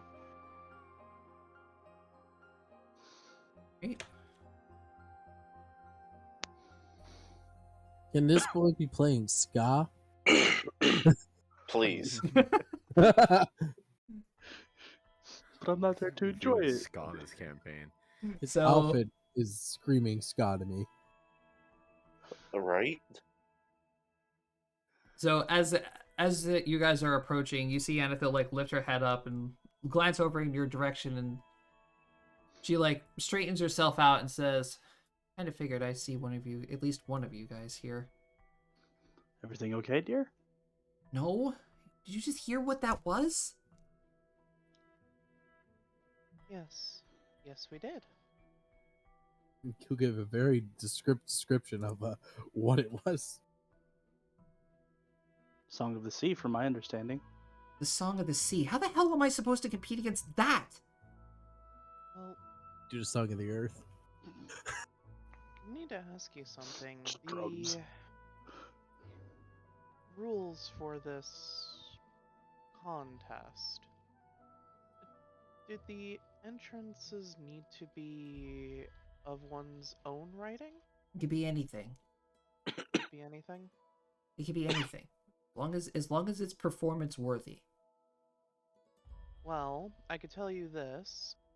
Despite her beguiling performance here, the Song of the Sea is not a performance-ready piece. Oh, It is a lethal song, it's not. It's only a lethal song if you play it wrong. and though she played it right now, who's to say that there won't be a mess-up during the actual live performance? You also have to remember, Scarlett, this is a tryout. You can use any song that you want. They give you a song for the actual performance. Hmm, The that fact, I was not aware of. how did Crystal get so good, though? It doesn't make sense. I think our friend may have something to do with that.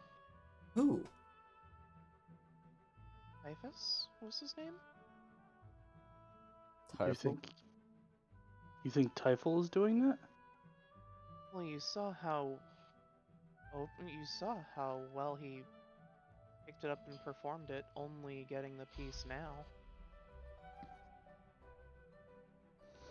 And it's safe to assume he didn't know the piece, considering the song's supposed legendary. But the piece of music doesn't really matter. It's just a, Anathel, I've heard you play. You are far more talented than anyone I know. I just don't think I'm going to be able to compete against the Song of the Sea. All of a sudden, a message appears in Anthil's head from Gil. Does messages have a word limit? I can't remember. 25. Thank you. Give me 1 second. All right.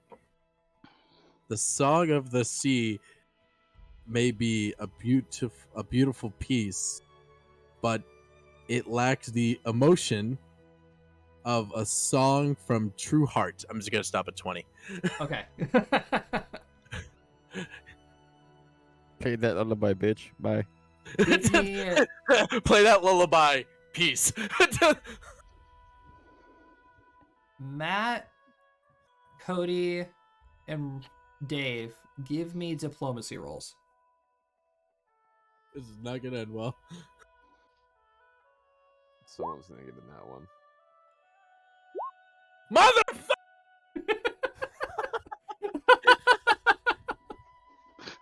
Must- Just the way it cuts off.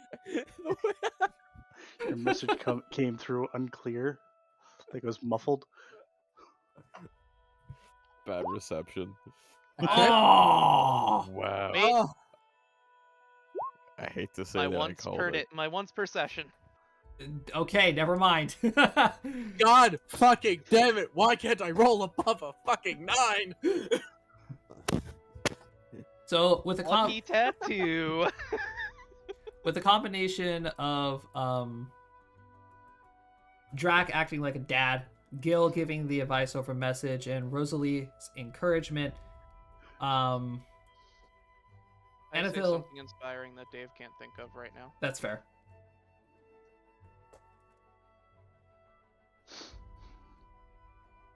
She'll just stand up and take up her violin and say, "Well, we accomplished all of our missions here in the school. It'd be kind of lame if I were to back down on my mission now." All I can truly say is put all of your heart and soul into your performance, and I have perfect confidence that you'll do amazingly. Anathel, the only time we fail in life is when we don't try. You miss 100% of the shots you don't take. You know who said that? Ask. Michael Jordan. Michael Jordan. Yeah, I know. All right. So as you guys hear the applause of the another ending of the performance, It was Ska. It was totally Scott. the bardic professor comes out and says, Anathel, you feeling up to a performance now? Yeah, I'll give it a shot. 2 thumbs up and a smile behind the mask. Kakashi eye smile. She's gonna give you guys a wave as she picks up her violin and walks down the hall with the professor as the other performer comes walking back.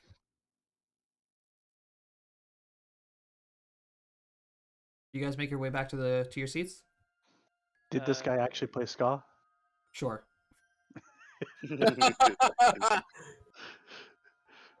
Yeah, he just like ushers it excuse me and mumbling to himself. It's just like, well, if you're gonna lose a competition, lose it in style.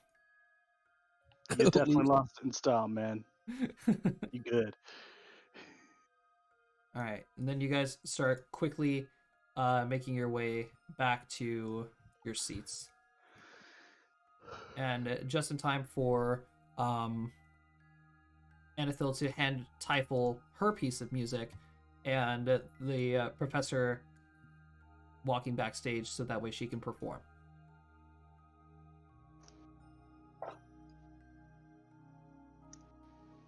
All right, so Anathil, let me go ahead and get you guys the actual link to the song that I figured would be best for her to play.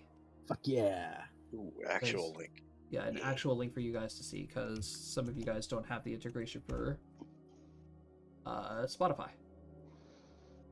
Oh, I actually heard this. Are you gonna song. play it over Spotify? 'Cause Yes. I'm just not gonna click on the link. Yes. Yes, I am gonna Yay. play Okay. over Spotify. Listen, that job Okay. makes life so much easier for us. Yeah. All right, so as Anethil takes up her violin, she takes a deep breath and then slowly begins the intro to the song as soon as I find the fucking playlist. There it is. I can hear it over Cody. I can hear it, I'm Cody, too. trying to turn it down, but I. Cool. There it is. All right. Oh.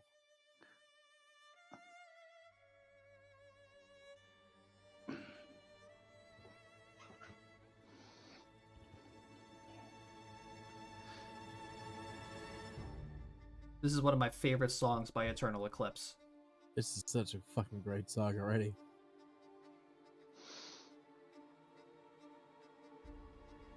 So, again, from as the same performance that she gave you guys the day prior to it. The sudden Oh. jump towards the 16th notes as the pace quickens up. As Typhal down in the pits below keeps up with the drums to keep the pace quick, aggressive, and showing the determination that she has for this competition. And then suddenly you guys do feel this the urgent pull of the fascinate.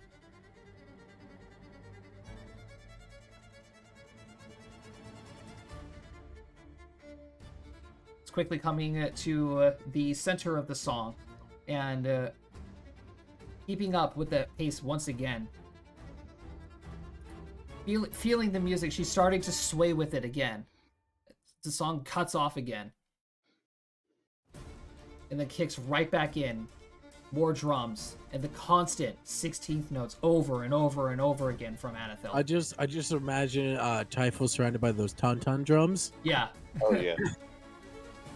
Not Timpanies, tauntauns. Yeah, the tauntaun drums.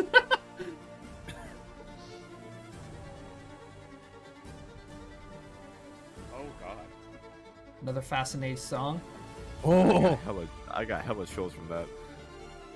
oh, this is fucking great. And again, it's just constant God, the back scale, and forth. The scale. Oh god, that's such a creepy fucking melody, dude. What the hell? But it's fantastic. It's so hauntingly beautiful, Jomini. Then as she comes to the ending of that song, the final note, she just raises her hand in an utter performance that you can see that she's heavily breathing now. The audience once again erupts into a loud cheer and chant for it. Standing, clapping, like a fucking proud father. Yes. Same. I'm gonna stand up and clap, and I'm gonna cast ghost sound so that there's 4 more people clapping around me. I'm whistling. Just a group of proud dads over here cheering for their little girl. Making as much noise as possible. Absolutely, we are. Like Yeah, more I would be noise cheering than is as well. appropriate. All right, and as the performance ends, the bardic professor comes out and says, "Very well, ladies and gentlemen, thank you very much for these marvelous performances tonight. Now, we would like to ask for a brief 30-minute intermission, so that way our judges can And on determine. that note, I have to go. So that way our judges can determine who No. will be the main event, main performance of the Lumina Festival. So, there are snacks in the back. Please indulge yourselves. We will be back momentarily. Us cuts to the snacks. I do not move from my seat.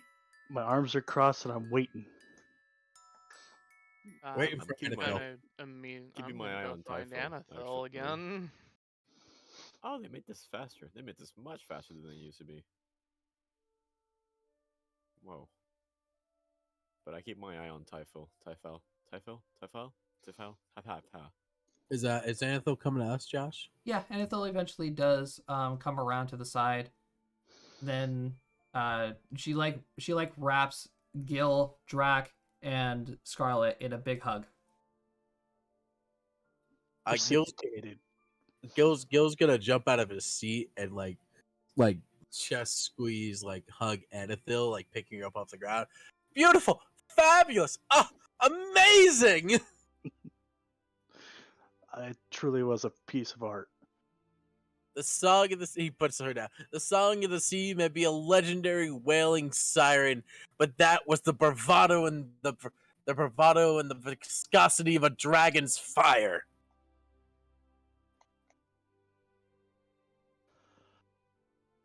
Well, What he said. let's just hope that it was enough. The Lumina Festival has enough boring dirges. They need excitement. All of Myro needs that.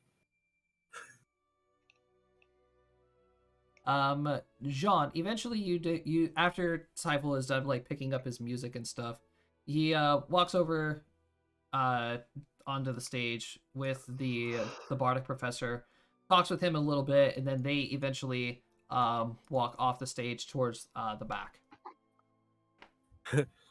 We've been lied Consider to a those whole better. time. Typhel's a bard. That'd be a twist. Once I know he's completely out of my sight, I turn back to the group and kind of focus on the group again. Your friend there, is he a bard or something? Like, he was quite talented as well. Seriously. He's quite a talented man. He has a lot of talents. I wouldn't Yes, say but- he's a bard though. Playing music but was definitely not one of them that you knew about. Yes, but to play the Song of the Sea flawlessly in the first attempt is nigh on impossible. I mean, with all due respect to the man, he's quite the devil of sorts. He has I knew it! many talents. Suddenly metaphor. gets he's the devil in his head. He's a what? The devil in disguise. Yeah, I've been thinking that the entire time. Dave, he's the devil in disguise. Oh no, It's, he hasn't given me You're the impression the so far. devil. Devil in disguise. What was that, Jomini? yeah. Hasn't given me the impression so far. Oh no. Me and Dave are just making Elvis Presley references. Yep. All right, so half an hour eventually goes by, and everybody starts to slowly file their way back into the auditorium. That's because he has so many snacks, he's falling asleep. And eventually the bardic instructor comes back out and he exclaims, "All right, ladies and gentlemen, judges have made their decisions. We have a winner. So everybody here has performed miraculously. Except for that ska guy. Each of you have a very unique twist on different performances and what you think that the culture of Myril and the rest of the world would need in this upcoming festival." As he eyes down the guy that was playing Scott. It was playing ska. Yeah. No matter what world it is, ska receives no credit. I like ska. However, Why do you think I keep bringing it up? the majority decision between the judges has ruled that Miss Crystal shall be the main performance of the Myril Lumina Festival. Blasphemy. There are some claps, and as you guys can hear behind you, the shouts and cheers of the three bimbos back here. Yeah, that's an Three accurate. bimbos? That's an accurate description for them. That's funny. Although, following up, in case if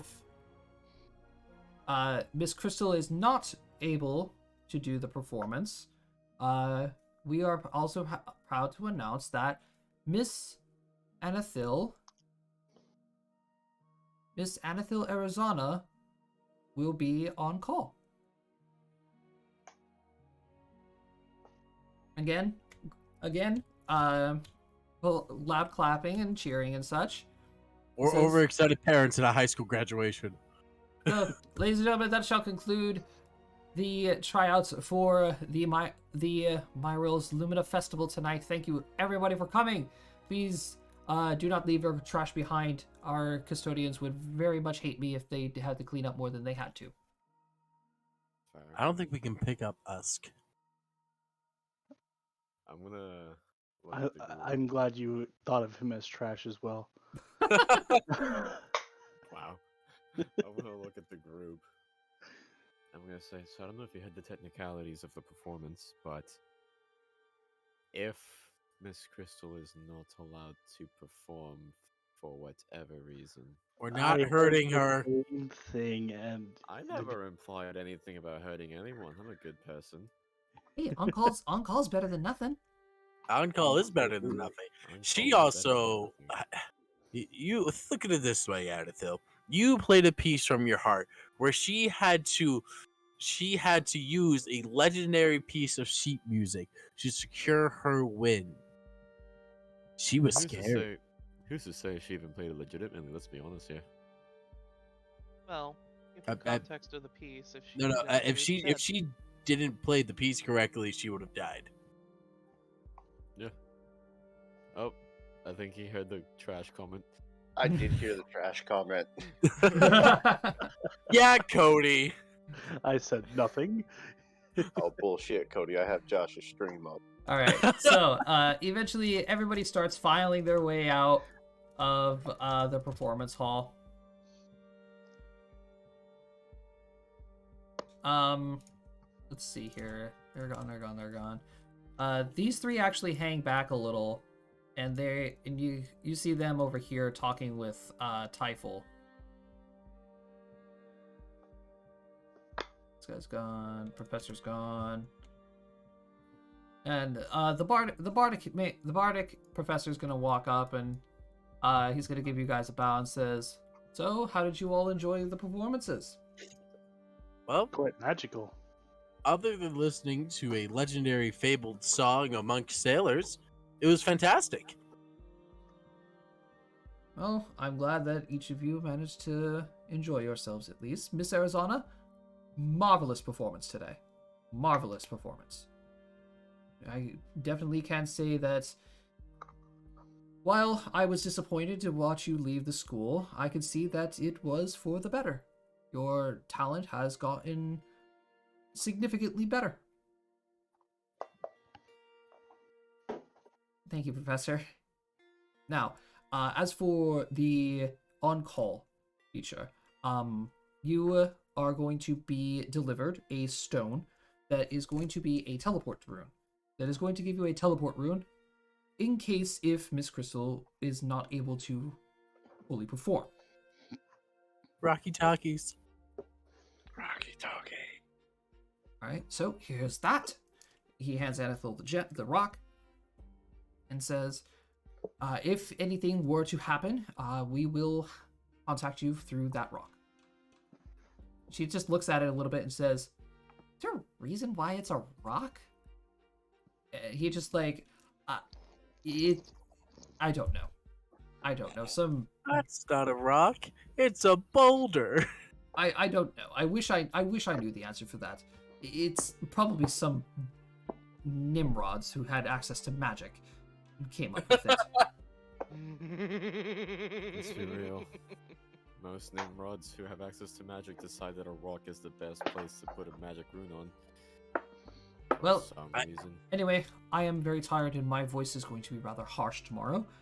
I will bid you all a fair good night.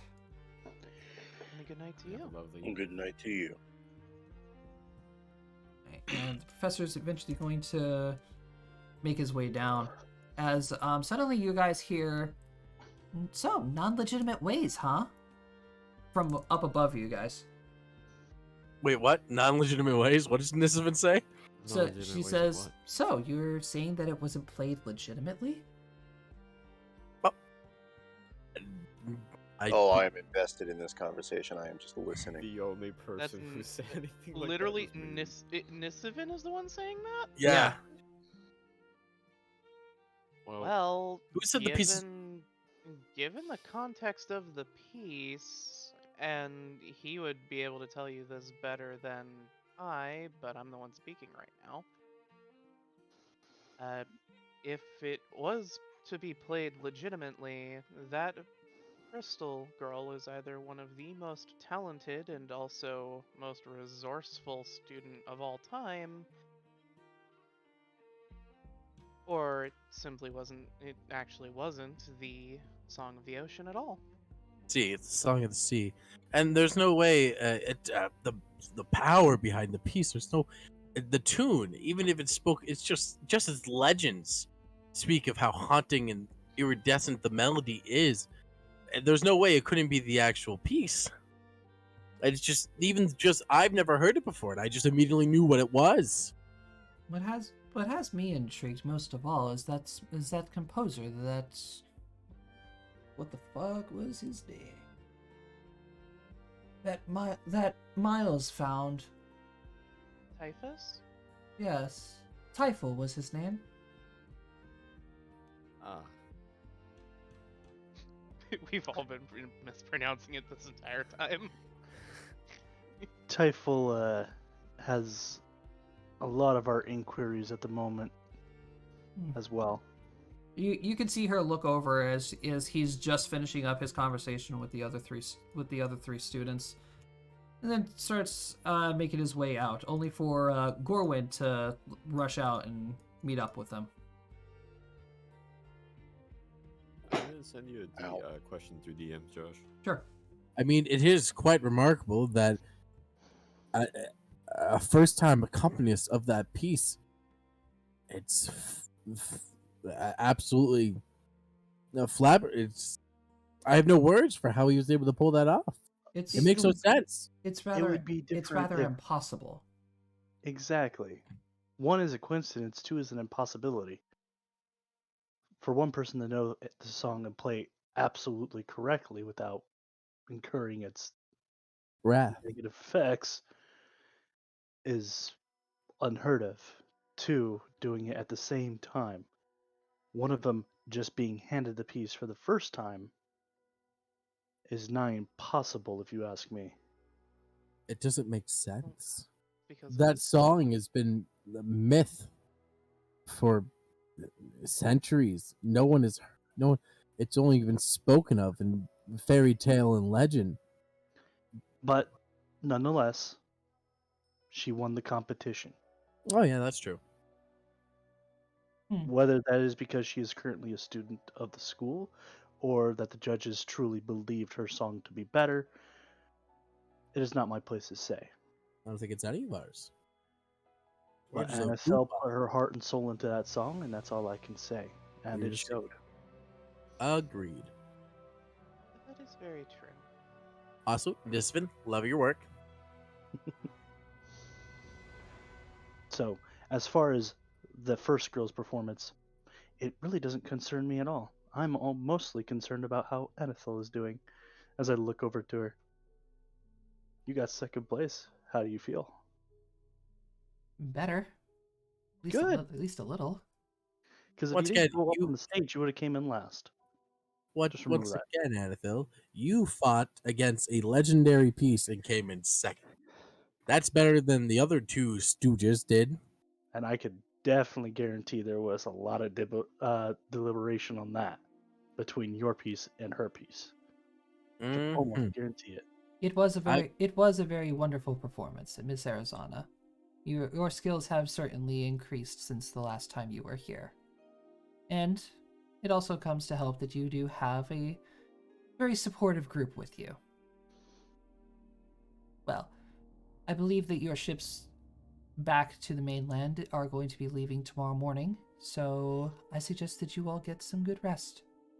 No, thank you. Appreciate it. Have a good Hopefully, we don't have the same issue as last time. Have a good night, Seth, everybody. You as well. Did we actually ever discuss where we were going from here?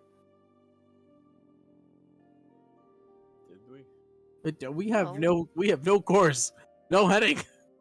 Well, I actually, if you guys don't mind, I'd like to request if we could head to Algaroth. Sure. What do we need to do in Algaroth? I think she just wants to go home. It's been quite some time. I've been on the road for several months now. I mean, I wouldn't be opposed to meeting your teacher. That would be definitely interesting. Agreed. Let alone, I've never been to Algroth. Love to see it. I heard it's a great city. There's this tavern I've always wanted to go to. Heard it's really good. Oh, which tavern is that?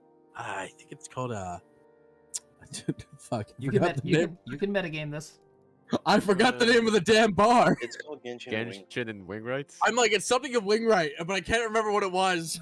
Genshin and Wingright. Called Genshin and Wingright. I've heard sailors talk about it all the time. Oh, I've had people come through the Wildlands talking about that. Can't say I've ever been there. It would be pretty cool to go see it at least. I A mean, bit too young to get in, Now I but it is one of the high points of visiting. We can. I mean, it wouldn't be hard to get in. Getting served is a different story. well, I mean, we could go, but I mean, yeah, there's really not If- much we can really do. I mean, If they need you in Myril, they got the magic rock. yeah, that's true. And besides, the only other mission that we have with the rock is to go to the Underdark. Yeah.